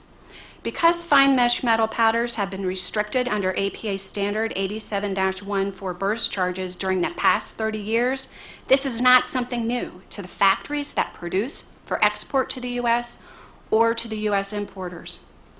This conclusion is the same as that of the professional and talented CPSC staff who have been exploring some of these alternative options for years, if not decades. Is the XRF test method perfect? Probably not. But it is widely adopted and used, and a reasonably reliable test method, one that both the CPSC and third-party testing labs have extensive experience with. For all these reasons, APA strongly supports the final adoption of the Notice of Proposed Rulemaking by the CPSC in its entirety, with the modifications that were previously mentioned by Mr. Rogers at the American Fireworks Standards Laboratory. I am grateful for your time and attention today and for the opportunity to appear before you. Thank you. Thank you very much. Dr. Schneider? Good afternoon, Madam Chair, Commissioners. As a consultant to the NFA, I have been directed to evaluate technical issues raised in the NPR. Most of my comments today address the results of a short-term investigation of the efficacy of X-ray fluorescence, or XRF, spectrometry for the accurate and precise detection of quantification of aluminum, titanium, and magnesium in burst charges. The burst charges examined were extracted from 100 consumer fireworks aerial devices, which included ball and canister shells and shots from multi-shot cakes. The fireworks were obtained in May 2017 from diverse U.S. retail stores as off-the-shelf items and represents many brands and Chinese manufacturers. The fireworks were both AFSL tested and approved, the majority in fact, and non-AFSL tested and approved products. Also tested were surrogate burst charges of my design, which were very accurately known to contain precise aluminum content in the range of 0 to 500 parts by weight. 0 to 50% by weight. The testing revealed significant problems with XRF analysis of powdered pyrotechnic compositions. The XRF spectrometer is very well suited for the determination of elements in solid samples. For example, if you wanted to know if your gold ring is 14 or 18 karat gold, or if it contained gold at all, XRF would be well suited. However, analysis of powdered samples, especially those which contain finely divided metals such as pyrotechnic compositions, are prone to significant quantitative errors because of particle size, inhomogeneity and segregation, and electrostatic charging effects. Although the actual powdered metal content of the 100 samples tested is unknown, there is little confidence in the values from XRF testing for aluminum, titanium, and magnesium in burst charges.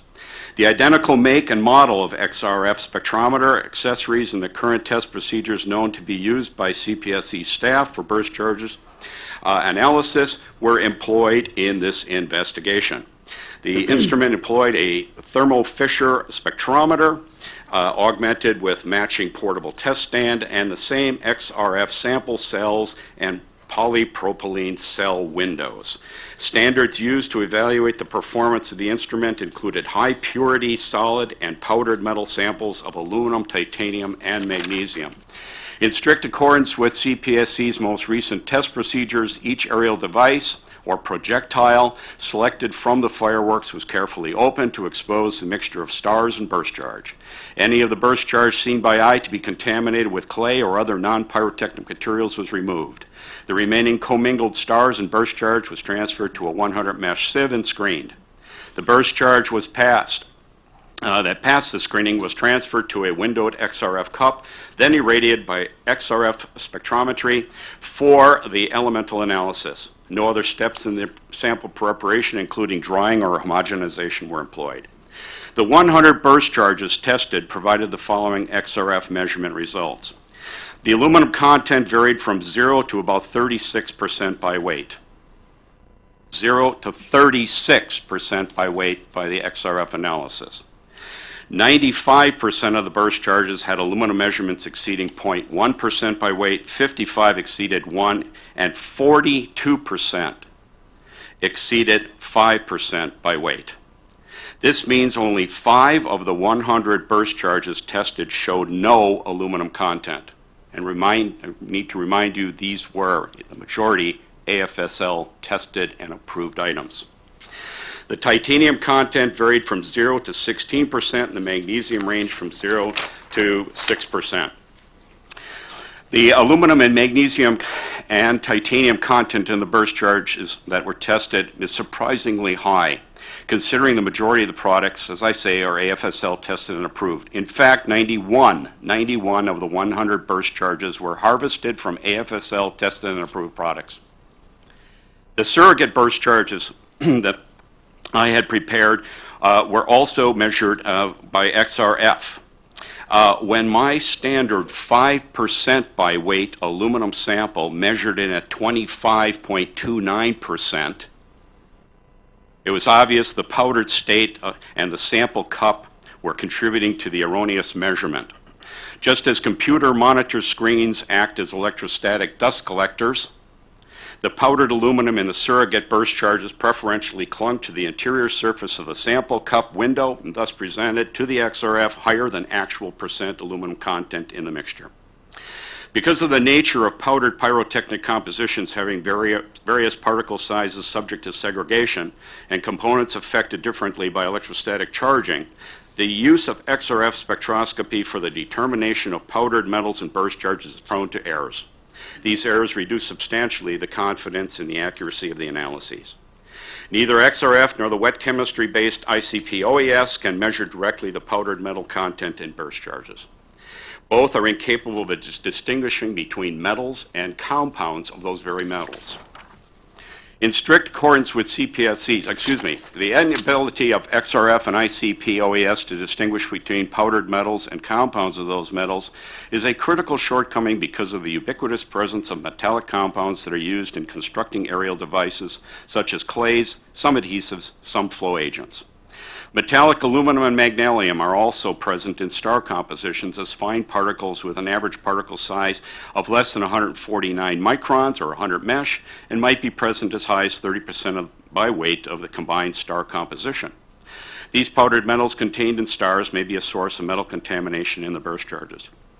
Shifting gears a bit, I'd like to address a paragraph which appears in the NPR on page 9015. It reads in part, as the Division of Chemistry memorandum in the briefing package for this NPR explains, a quadratic analysis reveals that a 1% addition of aluminum increases the energy of a device by 3%, and that as aluminum content increases, the amount of explosive power increases up to 25% aluminum, at which point the explosive power begins to diminish.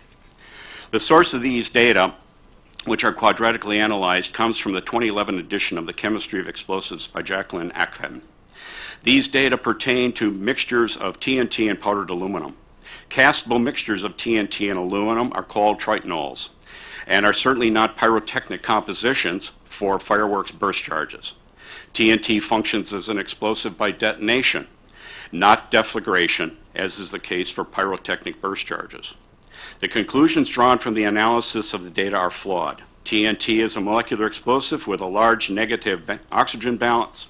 This means that there is insufficient oxygen in the molecule to oxidize the carbon to carbon dioxide and hydrogen to water, so as to have a complete combustion and maximize the heat of combustion. The aluminum metal added to the TNT competes with the carbon and hydrogen for oxygen in the molecule. The mixtures are fuel-rich. The increase in the heat of explosion with increasing aluminum content shown in the data are the results of afterburn. Once the products of the detonation of the TNT are dispersed in the air, it is the oxygen in the air which is primarily responsible for the oxidation of the aluminum to aluminum oxide and the attendant exothermicity. The volume of gas produced by the TNT aluminum mixtures decreases with increasing aluminum percentages because there is less TNT decomposing to produce gas. The most common formulation of tritonol is the 80-20 mixture. It's no big surprise that their data comports with the highest or the maximum explosive strength at 8218. Because of the basis for the conclusion, a 1% addition of aluminum increases the energy of a device by 3%, is the tritonol data. Its applicability to pyrotechnic burst charges is unjustified. Lastly, I would once again strongly advocate the use of performance testing, especially sound level metering, rather than indirect laboratory analyses such as XRF and inductively coupled plasma optical emission spectroscopy, for the determination of the hazard level attendant the break of aerial display shells, shots, and rocket payloads. Attached to this statement is yet another published paper demonstrating the efficacy of SLM measurements of the blast pressure of explosive pyrotechnic composition. These results show that the addition of powdered aluminum smaller than 400 mesh to black powder does not significantly increase blast pressures relative to those produced by black powder alone. Based upon testing which I have personally been involved of black powder aluminum mixtures as burst charges in reloadable shells, I can say with high confidence that the presence of aluminum in such burst charges does not significantly increase the blast pressures over those of black powder. But the presence of the aluminum does increase the effectiveness of burst charges to ignite stars admixed. I thank you very much for your time and will be pleased to answer your questions. Thank you very much, Dr. Schneider. Mr. Dodd. Thank you, Madam Chairman, Commissioners.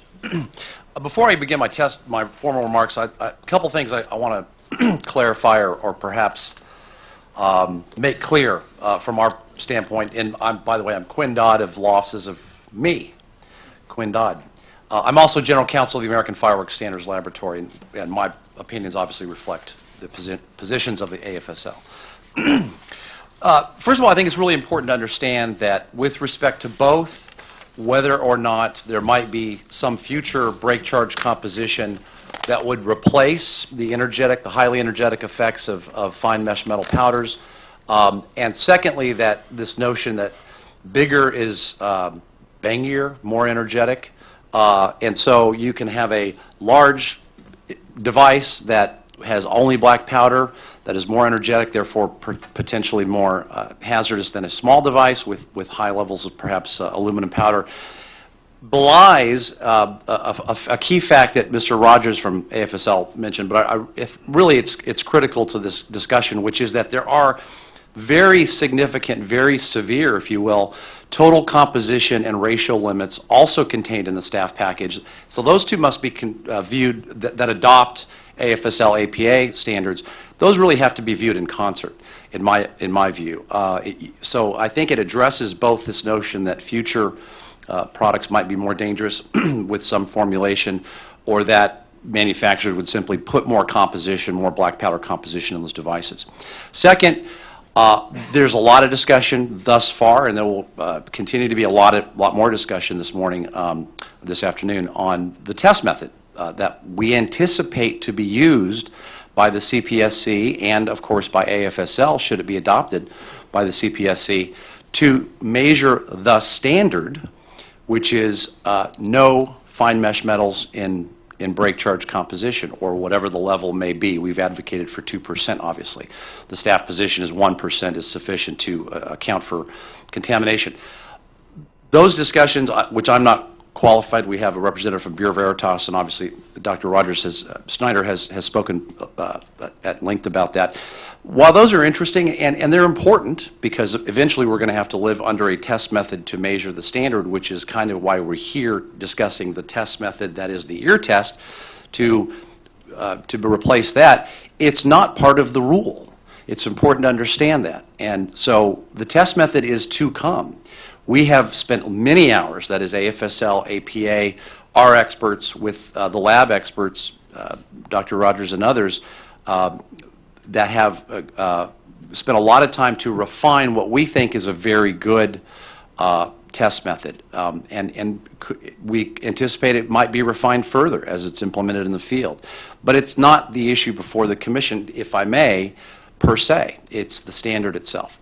Third, and relatedly, the pass rate, while it's interesting, we find a pass rate, as Rick will talk about it at length, of somewhere in the neighborhood of 80 to 85%. Other commenters have noted a much lower pass rate under a theoretical standard and test method of whatever nature that would implement that standard. That is a ban on fine mesh metals. There's a debate about that. We have a lot more data on our side supporting our interpretation of what's currently in the market. That's the point, as Mr. Anderson said eloquently earlier. The point is this is not a standard yet. And so to opine or discuss what the current pass rate is on a hypothetical standard that is before you is also illustrative but not dispositive. Finally, and this, I'm surprised there hasn't been discussion thus far about this. Perhaps Mr. Elge will speak to this, but in the comments that were submitted, written comments to the NPR, there was a lot of discussion about perhaps, in some commenters' view, failure of findings, sufficient findings under the FHSA. I want to just touch on that, but I'm prepared to get into more detail on that for the fullness of the record. There are, in my view, as an attorney and as someone who has examined this quite closely, more than adequate findings to support a ban on fine mesh metals, and ultimately to support a legal challenge to the test method that would implement that ban, or have establish a means of determining compliance with that ban. Both with respect to, and this is to my earlier point, that the first finding that there not be in existence a voluntary standard that adequately addresses the risk and that shows substantial compliance, which is why that point, that finding, has not been highlighted in some of the other comments, in my view, because their position is there's a high failure rate, which would support making that finding, of course, in the first instance. Our data shows a much higher pass rate to this new standard, but nevertheless, we also think that finding can be made rather readily by the Commission, given some of the precedents in the past, notably the bunk bed standard, which had a 90% compliance rate, but nevertheless the CPSC adopted a mandatory standard. And the second finding of cost-benefit ratio, that they bear a reasonable relationship, I think that's more than adequately demonstrated. Our members, representing, as John Rogers said, somewhere in the neighborhood of 85 to 90% of the industry. APA's members, even a higher percentage, have had the consensus view is that their cost would be zero or very minimal. So the cost, we believe, is very low. The benefits, however, on the other side, would be very substantial. Ms. Robinson spoke to the injury rates and the deaths in particular that have been found to be connected with these devices, aerial devices, particularly reloadable devices, over the past several years. Mr. Anderson spoke to that as well. I'm already way behind, so let me get into more formal comments. But I wanted to make those points. Fireworks, of course, are the most important, in my view, the most important product safety category regulated by the CPSC, with a relatively high number of injuries and, unfortunately, and especially in recent years, an increasing number of deaths. That's inherent to It's inherent to the nature of fireworks, and it's inherent to consumer use and misuse of fireworks. But as Mr. Rogers said, we anticipate the AFSL and our Standards Committee tries to reasonably anticipate misuse of products and address those accordingly. With respect to our respective AFSL, APA safety standards, we do limit, I mentioned, the total composition of aerial devices as well as the composition ratios. We also, AFSL, requires a so-called blowout test where we place the shell upside down, as Mr. Rogers said. There are other things that we do to address the hazards of many firework categories, but particularly aerial and reloadable. And again, that's important as the NPR adopts many of those. This establishes a more even regulatory playing field, brings consistency between CPSC, to Julie's point, the consistency between CPSC and DOT mandatory standards, and basically modernizes the CPSC standards. Rick will speak more to the XRF. I won't belabor that other than to say I have been part and parcel of many of those, if not most of those discussions with the lab. We have met, I would say in total, if you put all the time together, probably for a solid week with the lab, and I know Bureau Veritas separately has met on many other occasions, and had many other discussions with the lab about refining the method, whether it's reliable, repeatable, verifiable, and objective, and we are highly confident, I personally am highly confident, having personal experience with XRF in other contexts, that it is. And again, while it's not dispositive to your finalization of the rule, it's important to know that we have high confidence in it, notwithstanding some of the other testimony. One other point I wanted to make quickly, in addition to the 1 versus 2%, and I know there's discussion about that, I wanted to also indicate that our other modification, that is AFSL's other modification that we have suggested to the rule, would be to have a formalized regulatory or other formalized allowance or recognition that there is some inherent variability to XRF testing in any context, as there is with any testing method at all. But that with respect to XRF in this application, you could have some significant variability. Now, whether that's, say, 500 parts per million, 100 parts per million, whatever it may be, relative to the standard, which we've advocated for 20,000 parts per million, relatively small variance, nevertheless, we would like there to be some official recognition that should a sample exceed, in the testing of CPSC, a regulatory level of, say, 20,000, if the plus or minus is 500 and our reading was within that standard of error, we would ask that that be approved. Thank you, Madam Chairman. Thank you very much. Mr. Elge.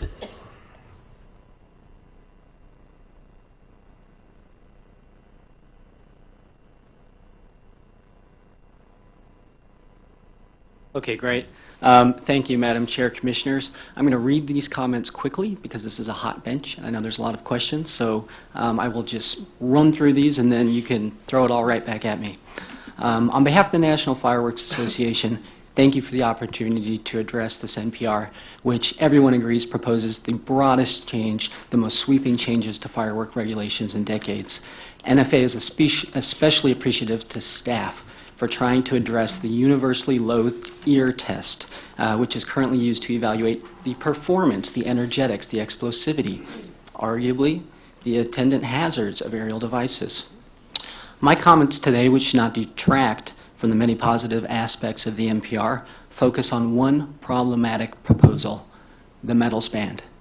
And we believe that the composition limits are reasonable, and I think that's a great step forward. And we think the prohibitions on certain hazardous chemicals are helpful, and so we don't oppose those. But we do have grave concerns with the metals ban. And the metals ban, as has been pointed out, applies to all different sizes and shapes of aerial devices, as long as they're over the 2-grain limit. 2 grains is a pinch of salt. That means everything is subject to this rule, aerial devices, and this rule is the dispositive deciding factor for businesses about whether their aerial devices are going to fail or whether they are going to pass.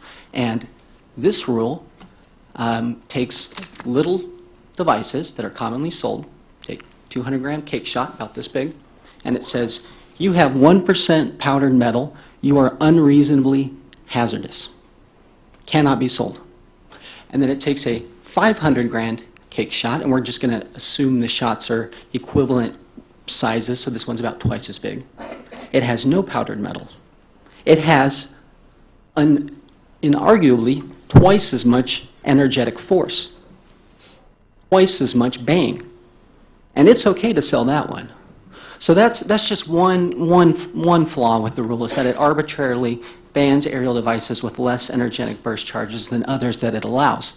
But that's not the main problem with the proposed metals ban. The main problem is that there doesn't appear to be a safety justification for it. And there's 2 points that I'll make about this. And the first is that it does not measure explosivity. It does not tell us what the device is, what it is capable of doing, or what will happen if it goes off near a consumer. The failure of the proposed metals ban to measure explosivity is of critical concern to NFA because it ignores the explosivity of what are sometimes referred to as hybrid powders, whistle mixes. Those have been talked about. Joel Anderson from TNC conceded that those are known substances, that if you put a cap on a whistle, it explodes. This isn't a secret. It's documented. Those will go undetected by the metals ban. There are other factors also that can increase force, things such as the glues, the wrapping, and other factors that go into making these, and all of those go undetected as well. So essentially we have turned away from explosivity, and we're just asking, is there metal, yes or no? Is it dangerous, yes or no? While there are reasonably safe uses of both metallic and hybrid powders to produce certain visual effects, there is also the potential that these compositions might be used to make what is referred to in the industry as an overloaded product. Overloaded products may have burst charges with up to about 30% powdered aluminum, as were most of the devices that were initially the subject of the audible effects standards, MADs and things of that nature. Although grossly over-inclusive in a number of ways, the proposed metals ban does manage to catch, in its massive trawling net, products that were overloaded with compositions with unreasonable amounts of powdered metals. But it would be incapable of catching products with burst charges containing any type of compound or formulation that does not contain powdered metals. Another reason that it's difficult to see the safety benefits is that we have seen no data to show that it would increase consumer safety. While the CPSC does not have to sit back and wait to see whether injuries will arise related to a product, aerial devices have been sold on the market for years, and data about related injuries is already available in the CPSC's annual injury reports. Despite the availability of this data, we have seen nothing correlating the metallic content of devices with the injury reports that are referenced in the NPR and the briefing materials. Likewise, we've seen no data comparing the severity or frequency of incidents involving devices that have powdered metal in their burst charges to those that do not. NFA is not even aware of data correlating injuries to burst charges and observes that injuries involving aerial devices appear frequently to be associated with the impact from the lift charge, as was discussed extensively in the first panel here today.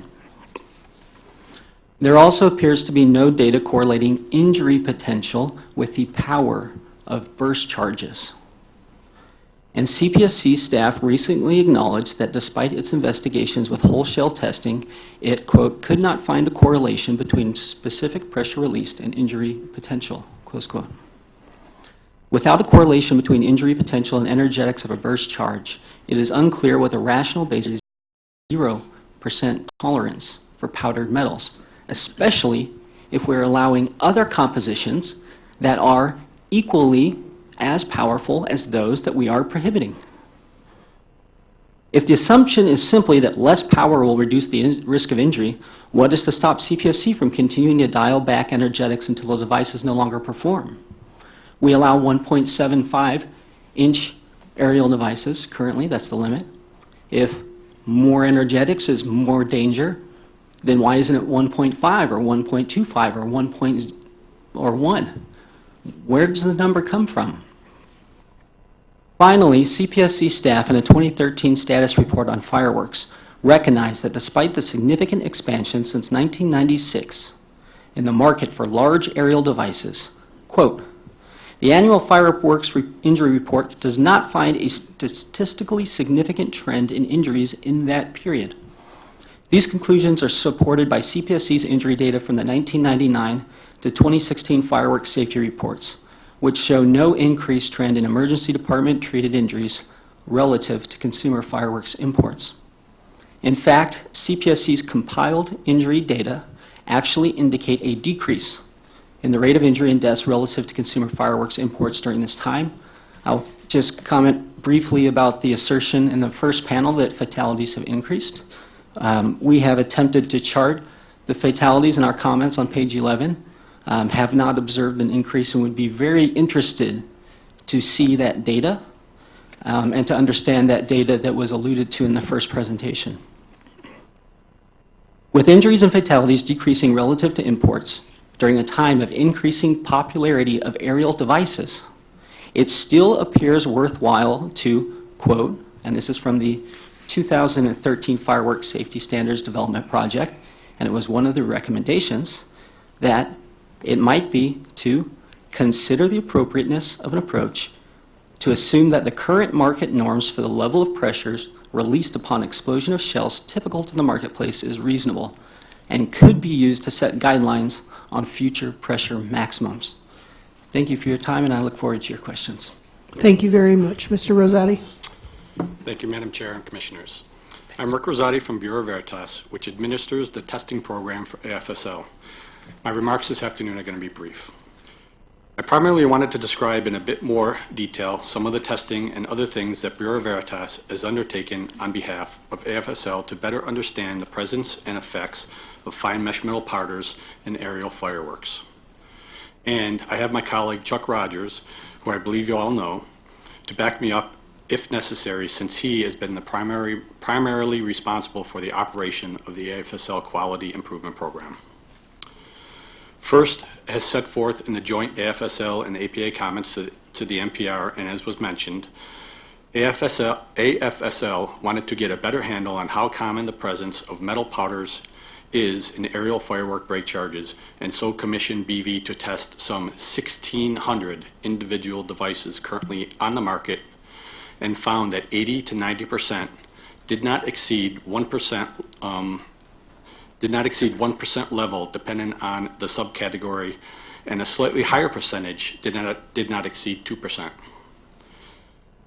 While these significant findings do stand in stark contrast to the much higher percentage of the devices in excess of 1% metals in the published testing results of the CPSC lab, it has to be realized that those CPSC findings were of a relatively small number of targeted samples, 64 to be exact. In addition, BV conducted testing of reloadable aerial fireworks to determine the force exerted onto a force plate by intentionally igniting various types of reloadable shells upside down in a launch tube in order to determine the force exerted by these devices. Generally, BV found that only at metal powder percentages above 5% was there a statistically significant greater downward force, and therefore likely to be hazardous to consumers. These results are consistent with the testing results of the CPSC of the overall energetic effects of aerial devices at various metal content percentages, and as such devices only generally begin failing the audible effects standard at a metals percentage significantly higher than 2%. Collectively, we believe that these test results and findings support a regulatory metals limit of 2% as part of the final rule. Finally, I'd like to emphasize what has previously been stated about the efficacy and reliability of XRF test method to determine the metal powders percentages. As one of the world's largest independent test labs, we, of course, have extensive experience in the use of various XRF instruments and believe that it is fully reliable for this purpose. While XRF does obviously have some limitations in some applications, and while there are some added complications for the use of XRF in this application, at an allowable level of 2 or even 1%, which is 20,000 and 10,000 parts per million, the instrument variability is not expected to be an impediment for the use of such test method in aerial break charges. Such may not be the case at significantly lower or higher allowable limits. Again, we believe this supports the 2% level. Moreover, I would note that we, Chuck in particular, have met and worked extensively with the CPSC lab and other staff in order to understand their proposed test methodology and to work out any questions or issues with that test method. And we likewise feel confident that the test method is reliable and that we can be ready to implement in China and elsewhere on a short order. And as Mr. Anderson mentioned, at no additional cost to AFSL or its members. Again, if you have any questions in more detail about the administration of the AFSL testing program or any other aspect of this issue, I or Chuck can address these. Thank you. Thank you all very much. We will now begin our round of questioning from the dais, and I will begin the rounds again. The commissioners will have 5 minutes, and we will have as many rounds as necessary. Ms. Heckman, first of all, I wanted to thank you for your assurance that the APA standard is not moving away from our proposed rule, but moving in the right direction. I just wanted to get your opinion on whether or not APA, the view on the contamination level, what APA's position is on the 2%. Yeah. The 2% we are strongly supporting. We agree that would we like 0, of course, but seeing enough test data conducted by BV for the AFSL, there are some components that come off the clay. There's going to be some contamination resulting from the stars that are in the device and from the long voyage that these products make from China to the U.S. ports and then to distribution. We think there needs to be some type of contamination level just for the shift in the movement of the products. We understand the commission is 0, looking towards 1. We think 2 is a little bit better. And in particular, based on the testing by BV, we don't see an energy shift between the 1% and 2%. Does your standard either implicitly or explicitly talk about the level of contamination? It does not. We maintained the same language with regard to the burst charge definition. Now, we also have, 87-1, it's not just about the burst charge. There are quantity limits on various types of devices. There are permissible chemicals. There are restricted chemicals. And all of that data is required to apply for an EX approval under our standard. And so I'm not certain if DOT has looked at contamination themselves, what is acceptable to them. I know they're very well aware of this process here with the Commission. I know a lot of them are present.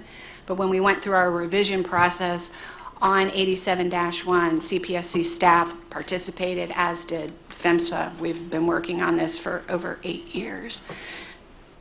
Thank you very much. Dr. Schneider, I understand your testimony was quite eloquent regarding XRF and the issues you had and the concerns you had regarding the accuracy of the testing.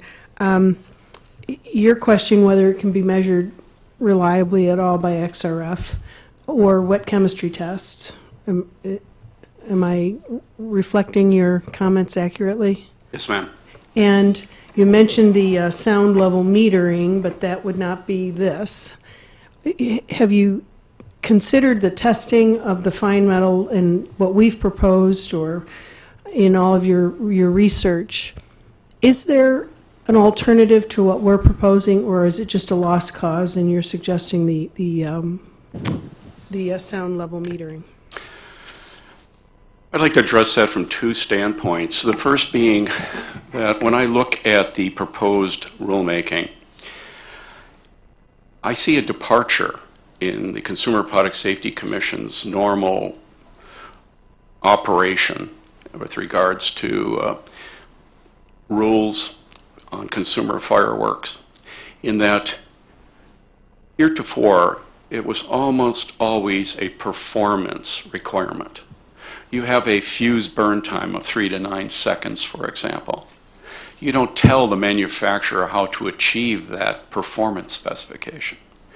You look at a variety of others where you get more detail in terms of maximum content or even fuse side resistance to ignition.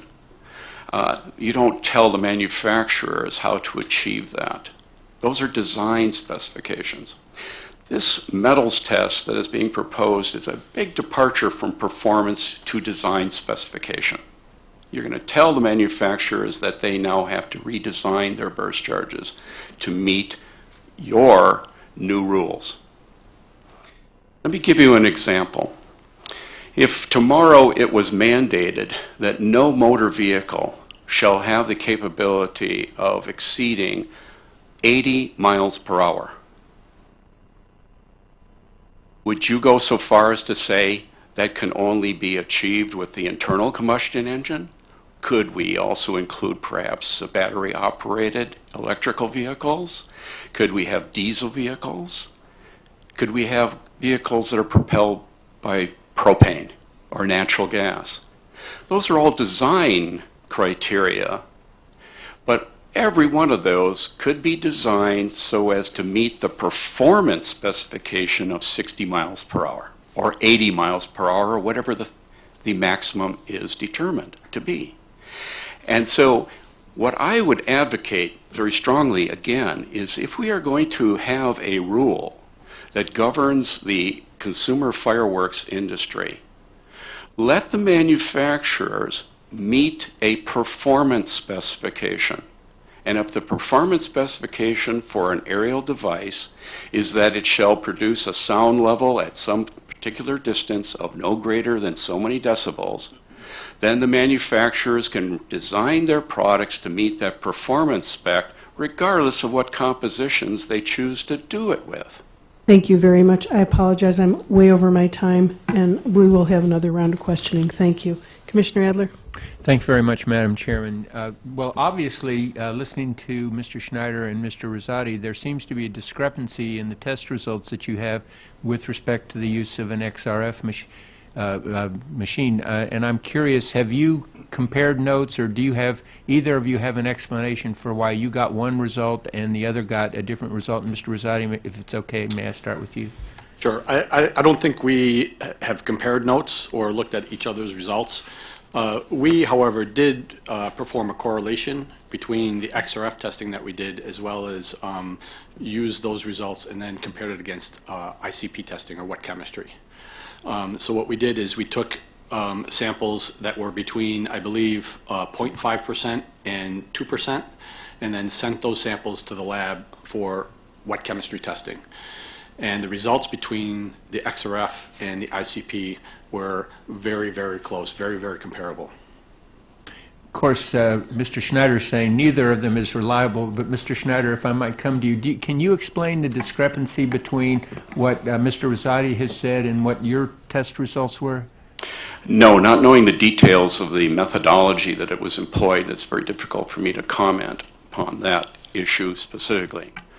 But I will leave you with this. In the testing that we had conducted, in which we were looking at samples of consumer fireworks that had been available in U.S. retailer facilities, we do the analysis on those fireworks here in the United States, and we find that almost, except for 5 of 100 samples evaluated, we had detectable levels of aluminum, magnesium, and titanium, particularly focusing on the aluminum. And we'll say is in none of the tests, including the surrogate materials that I had prepared using analytical reagent grade chemicals, very pure materials, none of the measurements by XRF gave a value by the instrumentation that was less than what was present to be known of aluminum content. That 5%, 25% figure that I cited in my comments is very revealing. The XRF is prone to giving results for powdered metal content in pyrotechnics, which is erroneously high.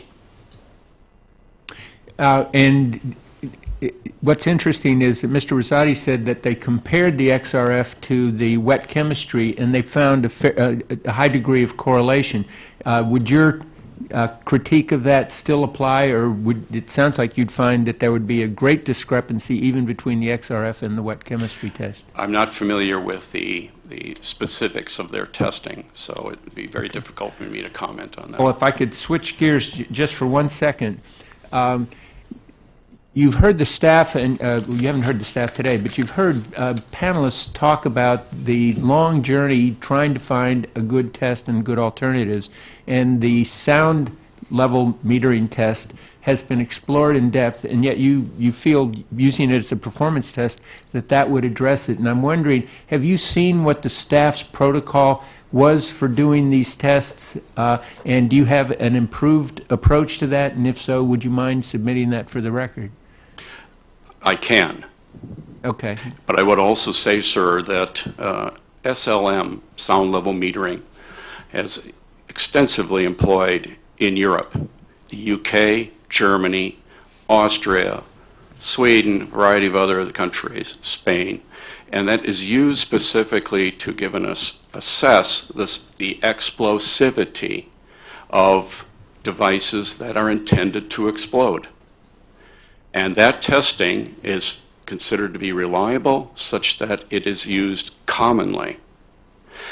Now, another thing that has occurred over the last, I would say, decade or perhaps 2 decades is dramatic improvements in sound level meters.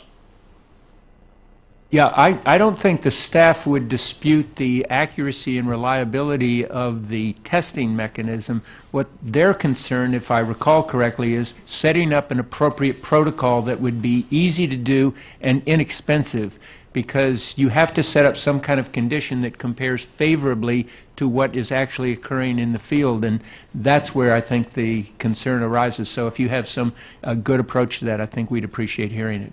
Yes, I see my time has expired. Thank you. Thank you. Commissioner Robinson. Thank you.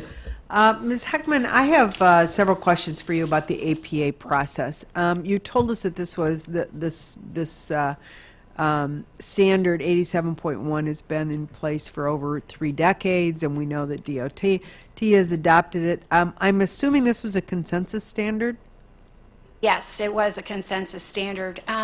The way fireworks originally had to get an approval was they had to go through the Bureau of Explosives, which was run by the American Railroads back in the 1970s, almost at the same time you all were, the birth of the commission happened.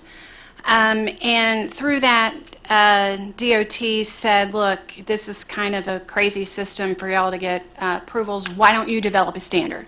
So working with the agency, looking at the types of products that were legal in the United States and limiting the chemical compositions so that we could have a standard that was somewhat similar to what Europe, the UN does.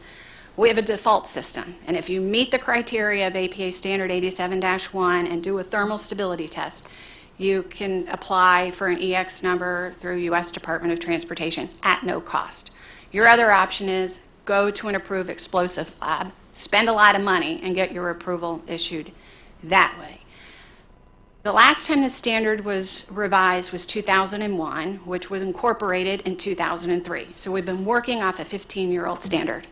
We've spent the past 8 years working hand in hand with PHMSA to take our standard and create 3. So we have a standalone consumer document, standalone professional display, and standalone theatrical effects. We have submitted it for formal incorporation. PHMSA is looking at it now. When that gets done, we'll be able to go in and revise whichever component we need to revise rather than the whole bucket at once. Okay, and to put it in simplistic terms, as I understand it, this is a standard for consumer fireworks for purposes of the safety of transporting them from one place to another. Transportation, construction, composition, and the reason that it's adopted by DOT is DOT has to issue an explosive classification before fireworks can enter commerce. And so if you meet the criteria for consumer fireworks, you're going to be classed as 1.4G. If you exceed certain chemicals and limits, you're going into the professional classification as a 1.3, which requires significantly more regulation. I mean, it's almost impossible to get the stuff imported anymore. You need ATF licensing, et cetera. But most members of the industry look at our 87-1 as kind of their one-stop document that tells them, how do I label for CPSC compliance? Okay. What's the criteria for a consumer product? And the statement was made by one of the other witnesses that there is no safety justification for the ban on metal less than 100 mesh and devices with more than 2 grams of pyrotechnic composition. Do you agree with that? I will say that has been in the document since its origin in 1987, and I would like to thank Dale Miller from the CPSC lab because he was one of the primary authors in terms of coming up with the chemical data to justify consumer fireworks restrictions. I would say to get an EX number through 87-1, you're not allowed to have metal powders. So it was somewhat alarming to me when this rulemaking moved forward that I was hearing rumblings from various components of the industry saying a ban on metals. I'm like, it's been in the DOT regs for 30 years. Are you telling me nobody is complying? So from your work with this, I know this sounds simplistic, but you would say there is a safety justification. It is, and for it's this based on how that material, first we would say maybe it wasn't for the consumer, but it was based on the energy that would be confined in that shipping curtain to get that 1.4 classification. And and just to state the obvious, there's no allowance in the testing with this for contamination at the present time. Not at the present time. Now, I'm not certain if DOT, when they do their samplings, if they have a provision, but it's not written into our regulation. And in listening to Mr. John Rogers and in talking to people in our lab, it's my understanding that in order to get to 2% contamination, in spite of all the things you listed as possible contributors, that to get to 2%, you really would have to have a purposeful addition of these mesh metals, as opposed to it being accidental from the various possible sources. Am I understanding that correct? Yeah, I am comfortable with that. And, I'm someone who likes to cook. There's a difference between a level teaspoon and a heaping teaspoon. So, you have products in China made by hand. There's going to be some variation. But there's definitely a difference between a little bit that was not intended and that extra teaspoon of oomph that gets put in a product. Okay. And you said in your testimony that aerial fireworks with a high percent of metal power, certainly those above 5%, present a real and preventable potential hazard to American consumers. I'm sorry, I'm I out of time. apologize that your time has Time expired. flies when you're having fun. Sorry. Thank you, Commissioner Kay. Thanks, Madam Chair. I wanted to start with Dr. Schneider and Mr. Rosati, if it's possible. I know we talked, or if you were here for the earlier panel, we talked about industry coming together and trying to have a constructive dialogue. I would ask if you would be willing to both do the same on the specific issue of the testing and the reliability of the test method. I take Mr. Quinn's point, Mr. Dodd's point that that's not the specific issue in front of us, but I do think it's worth addressing at this juncture if we can as part of this effort. I don't know why we would put that off. I don't think it's helped by that. So, Mr. Rosati, would you be willing to sit down and work through the issues? Dr. Schneider? Yes, that would be fantastic. And do you want to add something to that, Mr. Dodd? Just one very quick comment, Commissioner. Every meeting we've had with the CPSC, that is the lab, including Bureau Veritas with the lab staff, NFA has been there. These two gentlemen on either side of me have been there. And vice versa, every meeting that they have had with their meeting, we've been there. And they've been group discussions. With respect to Dr. Schneider not knowing how Bureau Veritas went about conducting the testing, their confidential reports to us, to AFSL, were part of our formal comments, public comments to the record. I wanted to make those 2 points clear. Great. So it sounds like all the information for each to analyze what the other is doing is publicly available? From my perspective, there have been no secrets, no secret formulas. Their latest round of testing, their meaning NFA's, was, I think, less visible than ours, to be honest. But we have, as with the policy issues at play, our technical staff have been absolutely and intimately involved with and open to all parties that wanted to participate in that. And is there any prohibition that you're aware of, Dr. Schneider, on you having an open discussion with Bureau Veritas or anybody else about the testing? No, sir. That's great to hear. Thank you. And I wanted to follow up on one of the points you had made, and boy, I apologize, as a non-chemist, I did my best to follow it. It sounded like, in essence, what you were saying is that the CPSC staff did not use the proper data set to consider any potential relationship between the content of, or the amount of metallic powder in a break charge and its explosivity. Is that correct in a nutshell, that the 2011 data that was used is, for the purposes that you laid out from a chemical standpoint, it doesn't apply? Yes, sir. And is there another set that you would use, or another methodology to accurately measure what the staff was trying to say?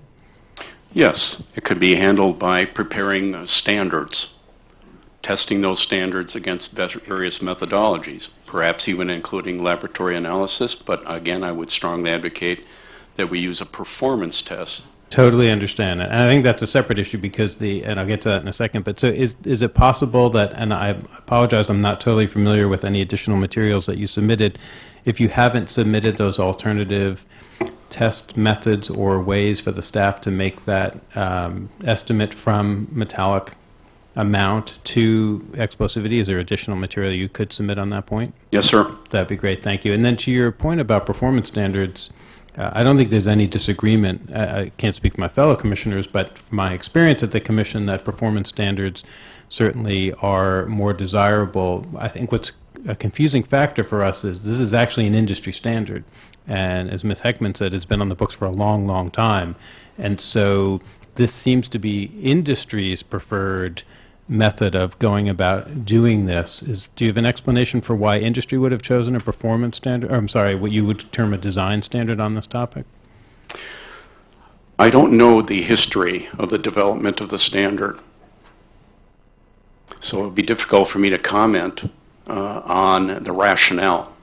Got it. And I know, Mr. Elge, this is something that has come up in the past when we've had discussions with your group. Do you want to add your perspective as to how this ended up as an industry standard?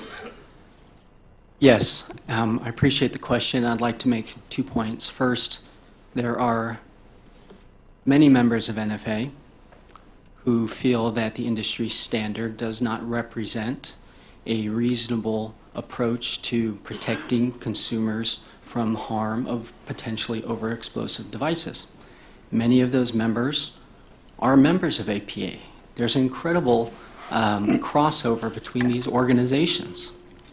And many members of NFA who are members of APA and AFSL feel very strongly that those organizations are controlled by a handful of very large companies that do not listen to the small companies. That is their opinion. They say, and they've told me this, that at AFSL and at APA, money talks, and at NFA, the members talk.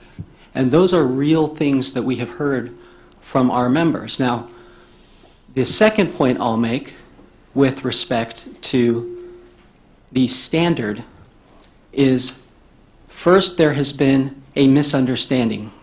And I want to be crystal clear that DOT does not necessarily require compliance with 87-1. Now, there is the option for businesses to spend a lot of money, so not a lot do it. We'll acknowledge that, to do new explosive testing and to have their consumer product approved with powdered metals in it. So if the question is, does DOT allow for powdered metals in consumer aerial devices? Absolutely, if you go that first route and you do that expensive testing. And that's 49 CFR 173.56, which allows for laboratory examination and testing. So you cannot say simply that DOT requires this. It's an optional standard that's being proposed as a mandatory standard.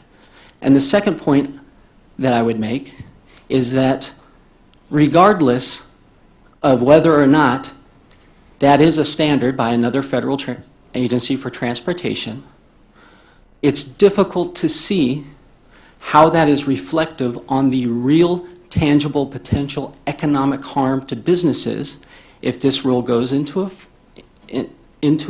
effect, is enforced using this testing methodology, and we have a lot of devices at levels that Bureau Veritas has acknowledged don't significantly increase the rate of explosivity, even if we were pretending to be measuring explosivity.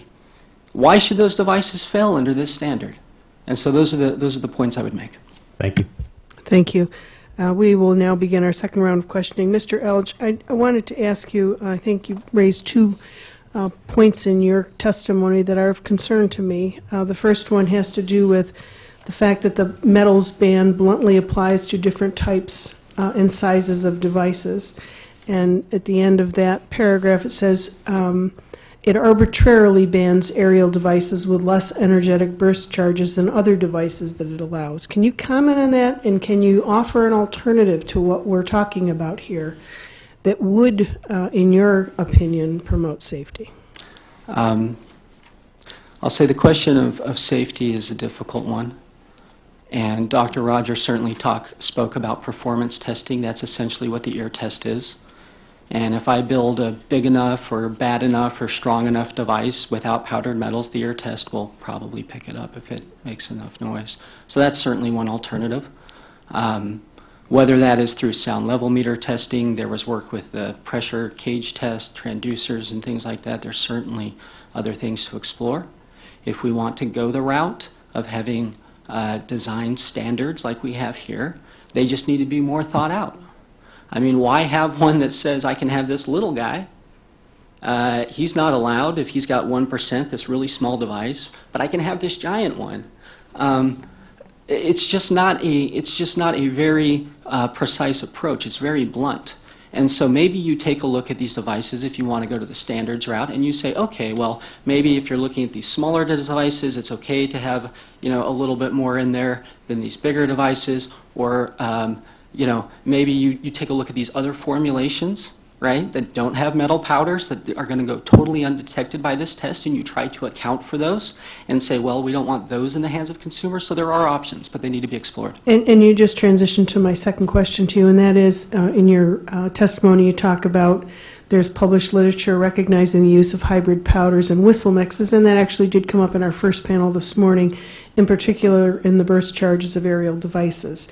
And so I would like to transition to Ms. Heckman, because you mentioned lists of prohibited and allowed chemicals in the standard. Are any of these substances or compositions, including this whistle breaker, are they included in your list of chemicals? How do we as a commission anticipate the fact that there will be an end run? This morning we heard about the creativity of the folks who are making these devices. And so if we ban the metallic level, then what happens next that maybe even impacts safety more? I have two different types of responses. The first is that our new chemical table in the revised 87-1 does not include any non-metals that are currently being used to substitute for fine metals and break charges. So that sort of addresses the hybrid. We've had many years of debate about equivalent, black powder or non-metallic equivalent. Working with DOT. Excuse me, so that's in the prohibited list?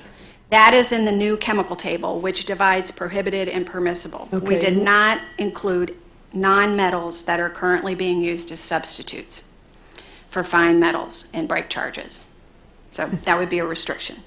That would be a restriction. Mm-hmm. Okay, so in the list of chemicals, that falls on the restriction side. Yeah, and the second thing I wanted to address that that Mr. Elg brought up is yes, 87-1 is it's incorporated by reference in DOT, but it's a voluntary standard. You don't have to use it. So if you have those break charges with the metal components and you want to go to the explosives lab and pay $8 to $10 grand to have them do the analysis and then submit for an EX number, you could obtain that.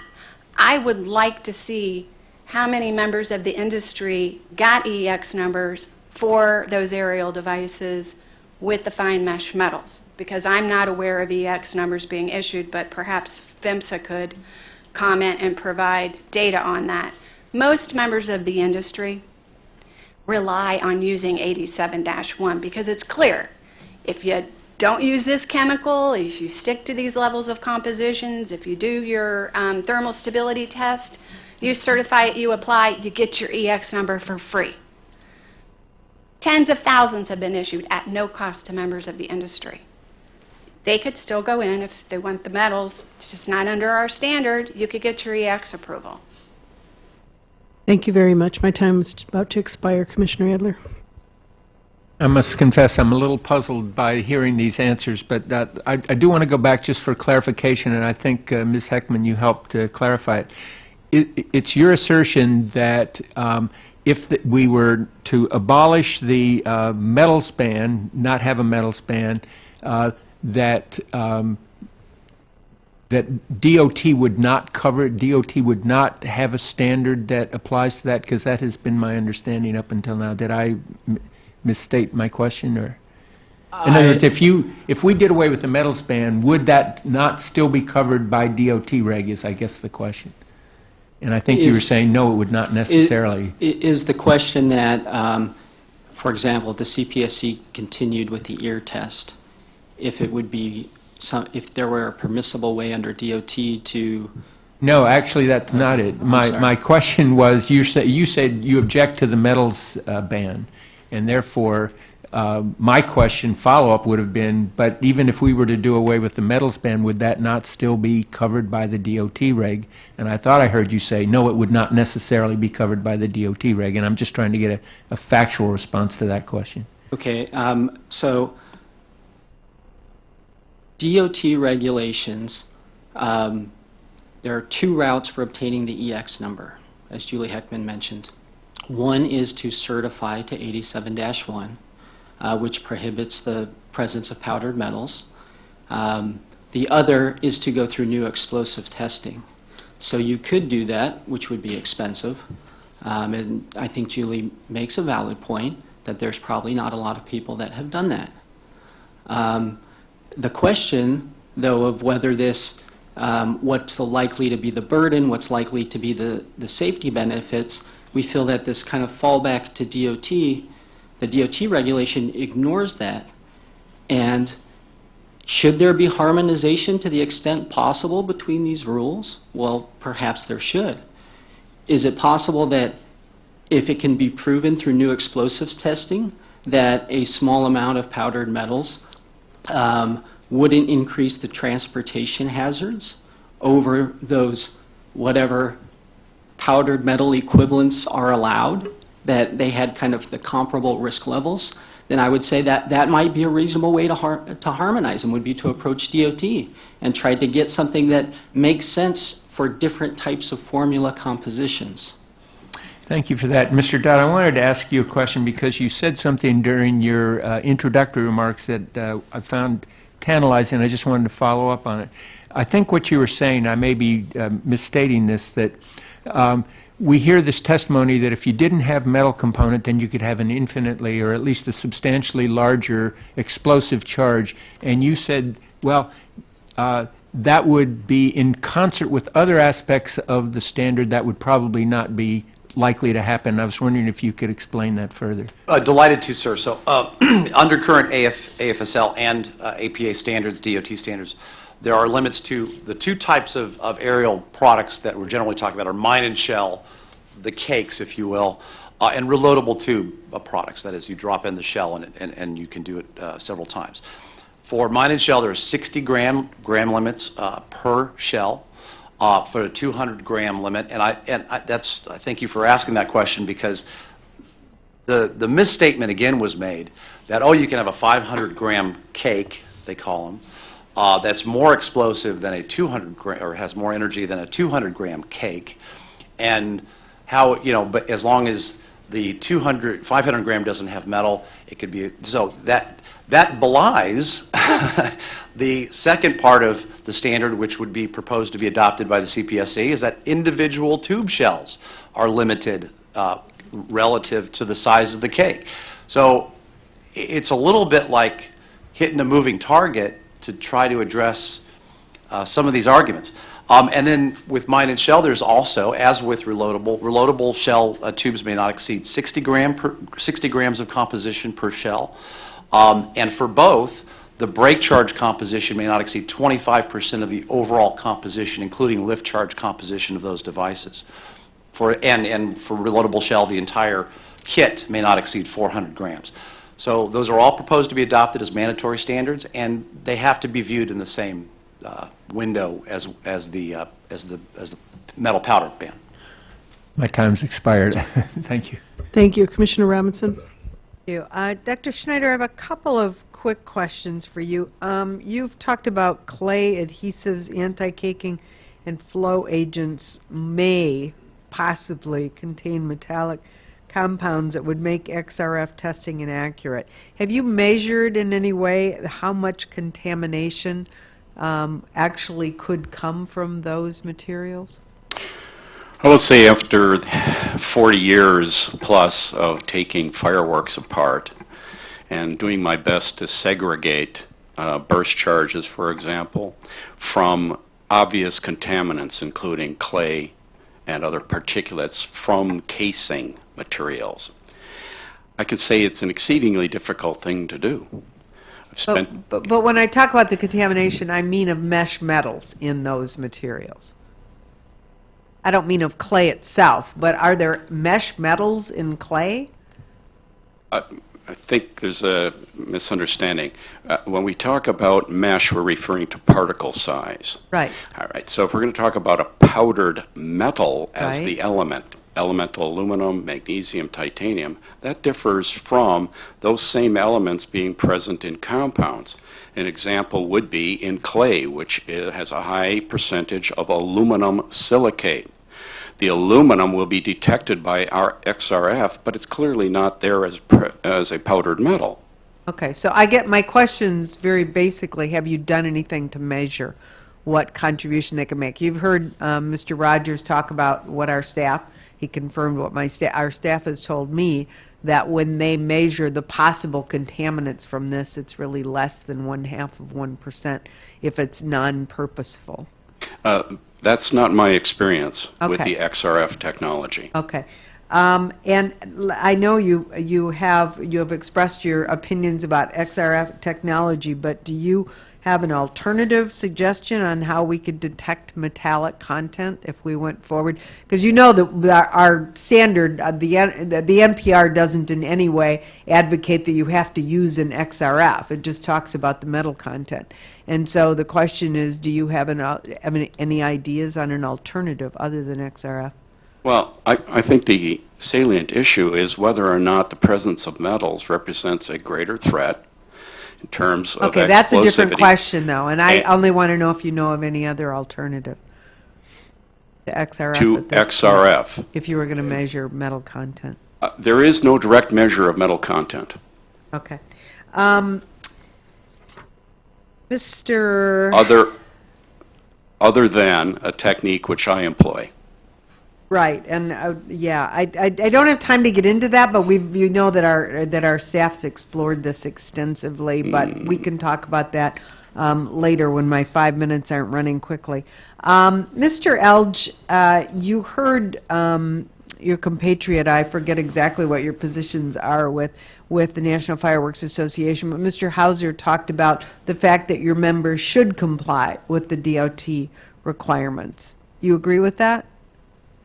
Well, everybody should comply with what's on their EX application. Okay, so you've raised your objections to it, but at the present time, that's been required for more than 3 decades, and your members should be complying with that.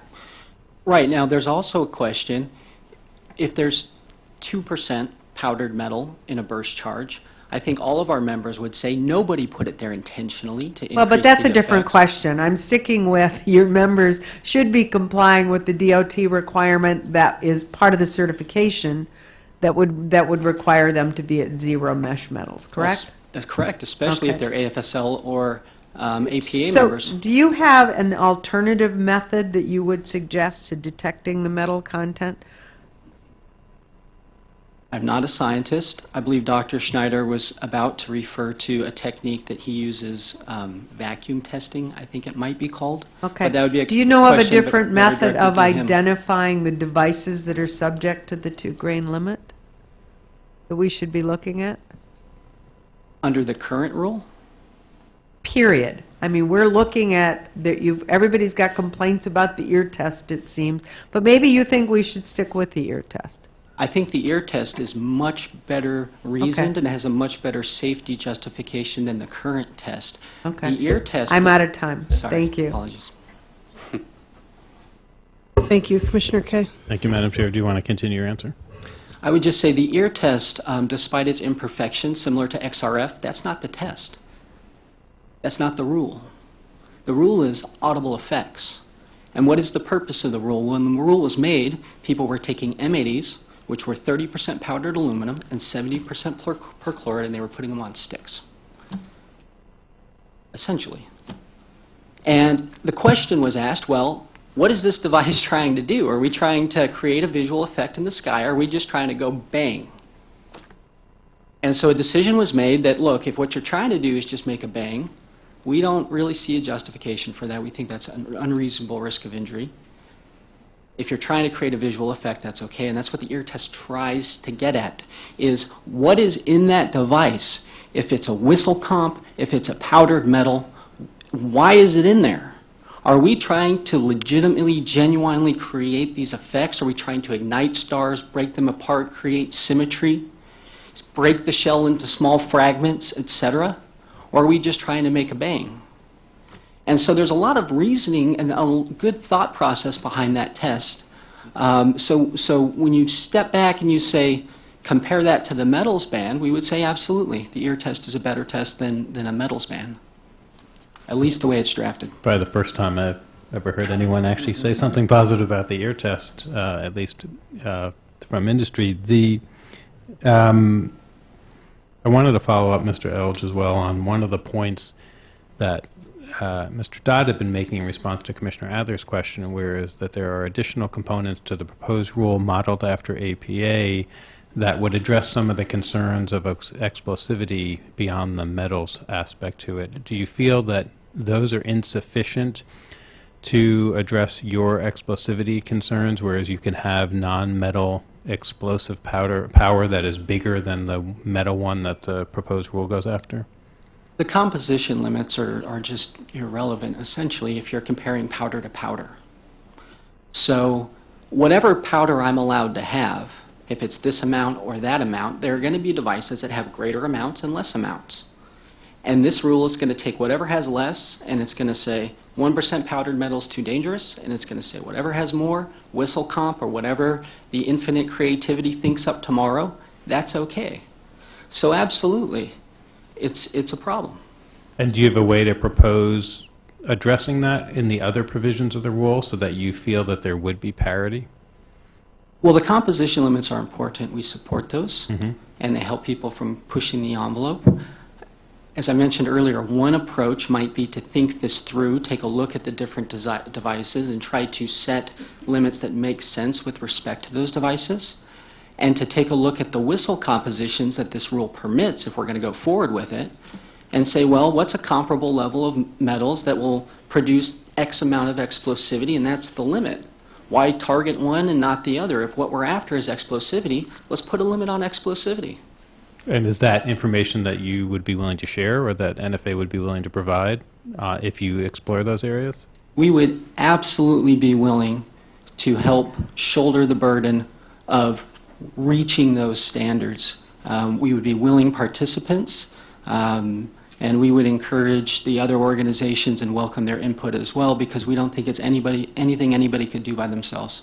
So it sounds like, though, that it's less about the metals ban per se and more about what you view as being leaving other holes, and that if the metals ban the NFA would be okay with if those other holes had parity, those other areas had parity. Well, you would need to make sure that whatever pyrotechnic composition is allowed in the burst charge is sufficient for the devices to perform. I'm not an expert on those. We would certainly need to have manufacturers as part of that conversation who would be able to tell us what they need for what types of devices. Okay, thank you for that. And then I want to close the loop, Mr. Rosati, with something that Dr. Schneider was saying, which is that XRF, from his experience, cannot distinguish compounds, I guess, from non-compounds. Has that been your experience?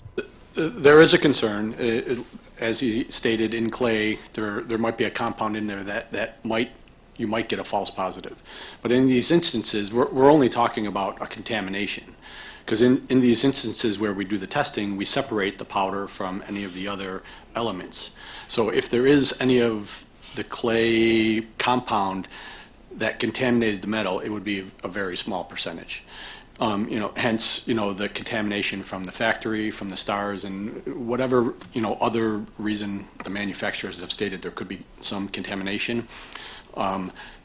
Again, it's the feeling of a lab that it shouldn't be over 1 or 2% for sure. Got it. Thank you for that. Thank you, Madam Chair. Thank you. I believe we will have probably an abbreviated but one last round of questions for all of our panelists today.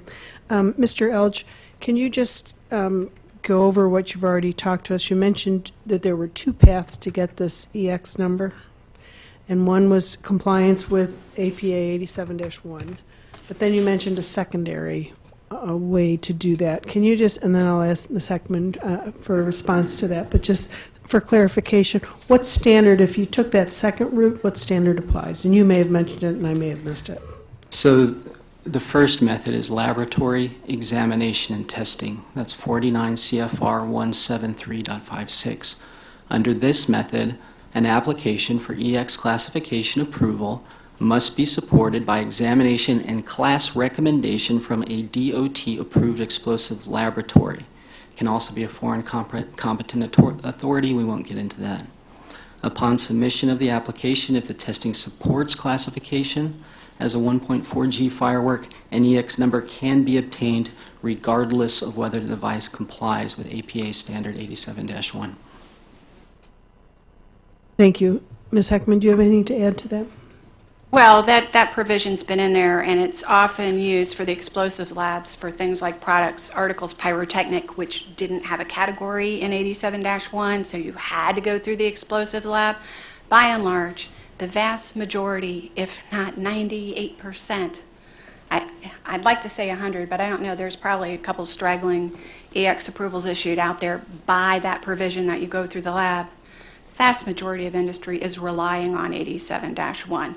And that, has been developed with technical input, technical consultant, as well as industry manufacturers, pro safety people. The APA, we have a 70-year reputation for promoting safety on the line here. We make certain that what's in 87-1 is going to be good for the public, as well as for the industry, as well as for transportation. The provisions have been negotiated with DOT. If we don't like a limit they set on us, they'll tell us, bring it forward in an R&D program and prove to us that your classification, that product can be classified. As we sat here and discussed, I thought, hey, what Spencer said is maybe we should approach them on an R&D project and let them look at the metals. Let them look at it. Because I can tell you right now, in the revisions to 87-1, we did not change the burst charge requirements. We kept it as is. Thank you very much, Dr. Madam Schneider. Chairman, can I add a few comments, please? You may. Recently, I participated in consumer fireworks aerial device testing at a competent authority. This facility, used blast gauges for the measurement of we'll call it the explosivity, the energy output of these various consumer fireworks devices. They didn't take apart the product. There was no laboratory exercise involving XRF or ICP-OAS or any other technology that is what we call wet chemistry. They measured the article as it would be offered for transportation. That's a finished product. That was field tested, blast measurements were conducted. And based upon that, they were then in a position to advocate to the Department of Transportation through the new explosives provision that this should be either a 1.4G firework or a 1.3G firework, as the case may be.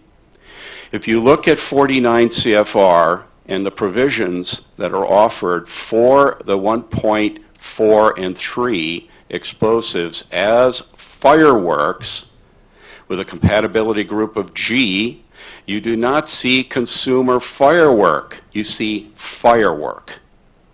1.4G firework.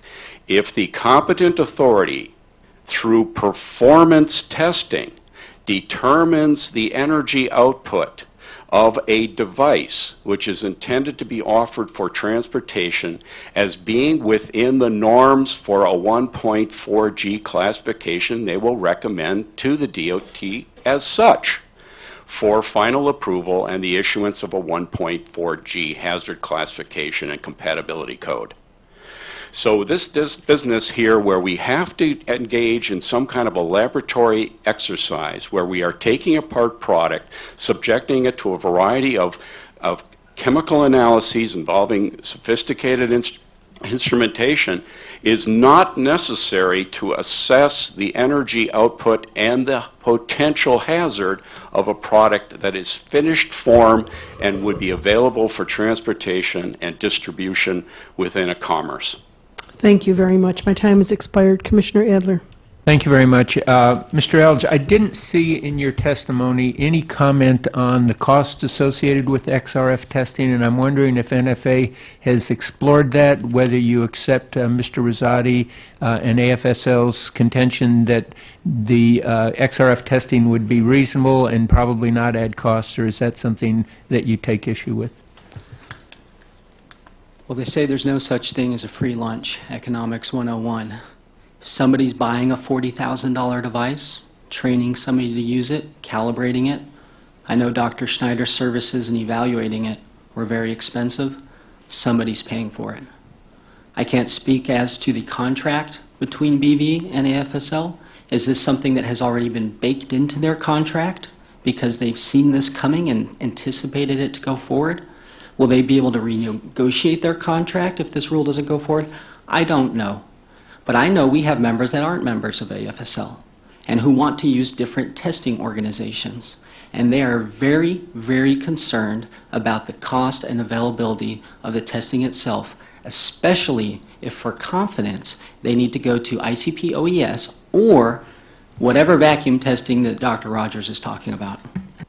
Mr. Dodd, I saw you raised your hand at one point. You wanted to respond to a comment that somebody was making. I thought I'd give you that opportunity right now. And then, Mr. Rosati, feel free to respond. I'll make the point that I think Mr. Rosati will validate, which is BV has looked at, again, under the AFSL program, well, 2 points.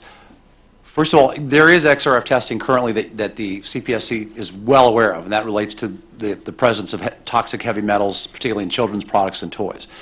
Those tests, and I happen to represent one of the larger testing labs, are typically in the range of $15 to $20 a pop.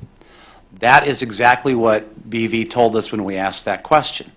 That is to be compared with the elimination of 3 steps that we currently take under the AFSL program. Non-AFSL members have to do whatever they do to certify their product. But under our program, we visually inspect. We have to cut open the sample. We float it in water. We visually inspect it for the presence of metals. Then we put the powder in the water. Light, heavy metals tend to float to the top.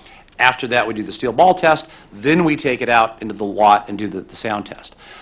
All those combined, BV has recently informed us, are significantly more expensive in toto than is an XRF test, even under the conditions under which they'd have to do it, which is transport the XRF instruments out to the field. Is that accurate?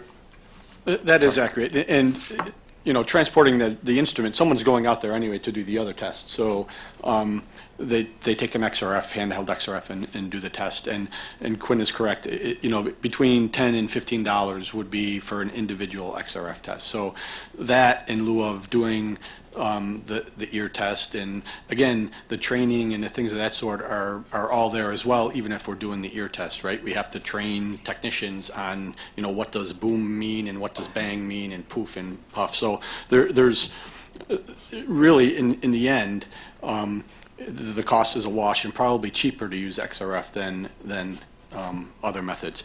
A couple other things, you know, both XRF and wet chemistry ICP are already accepted methods by the CPSC. So, you know, the discussion or the argument about them not being acceptable or reliable, I don't think holds water. And one other comment that I wanted to make previously is that during the testing that we did do, we also prepared specific samples with known common percentages of metals in them, and then did XRF and ICP testing against those samples as well. And again, both sets of tests correlated with the other testing that we did.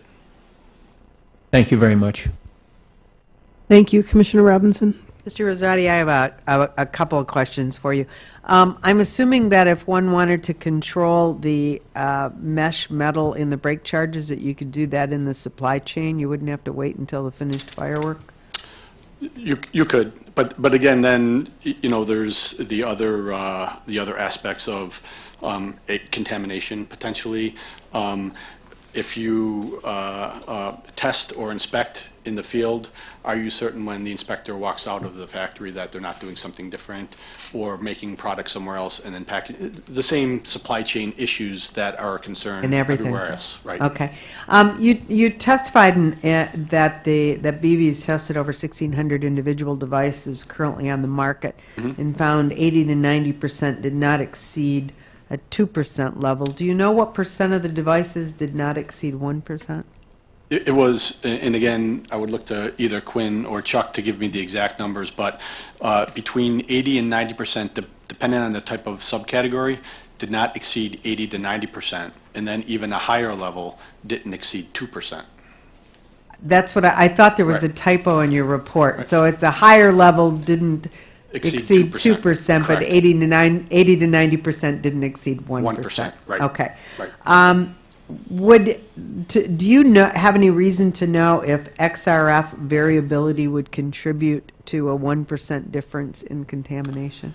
We didn't notice that level of variability in the correlation testing that we did, no.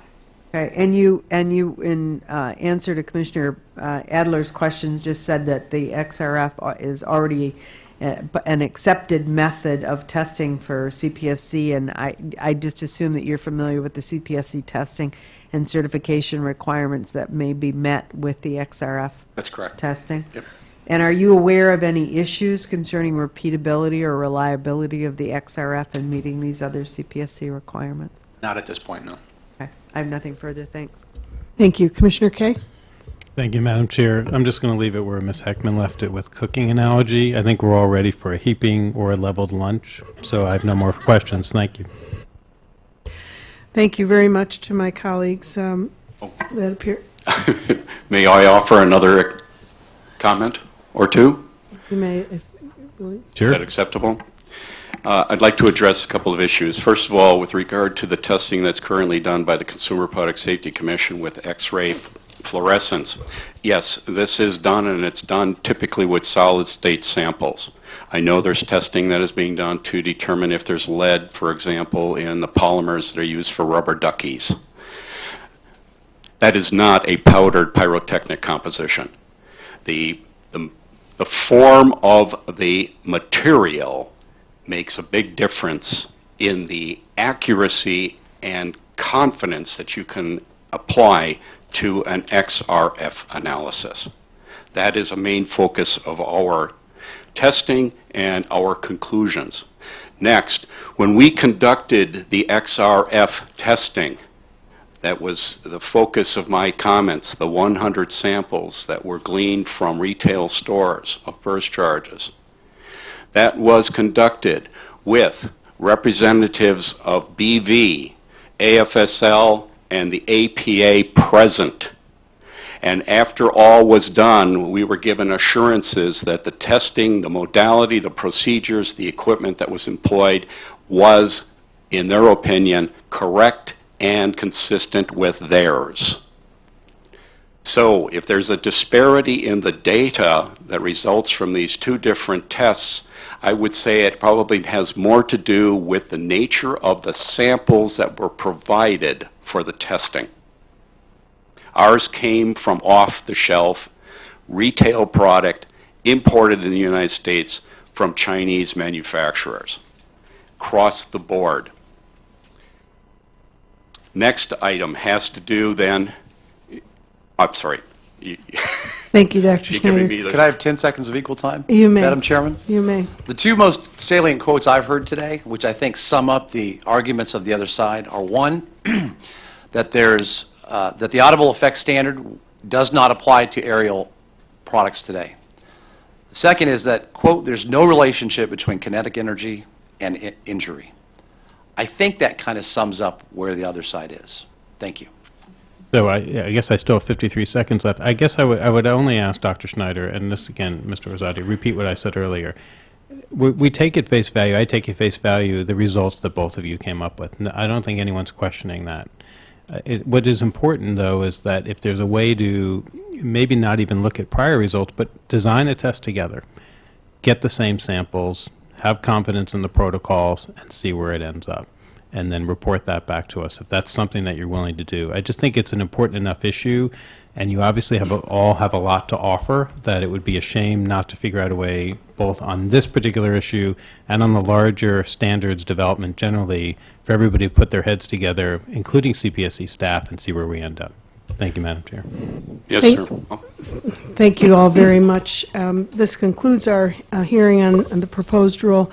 I want to thank again all of the panelists who are here for your time, and panel number 1 as well, for your time and attention to this matter. We do value your opinions greatly.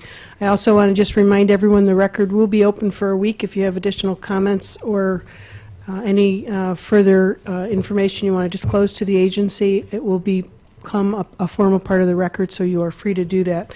It's important that our agency hears your input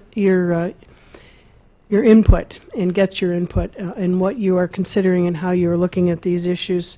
And there's no question that our mission of safety is more effectively executed with your knowledge and your expertise.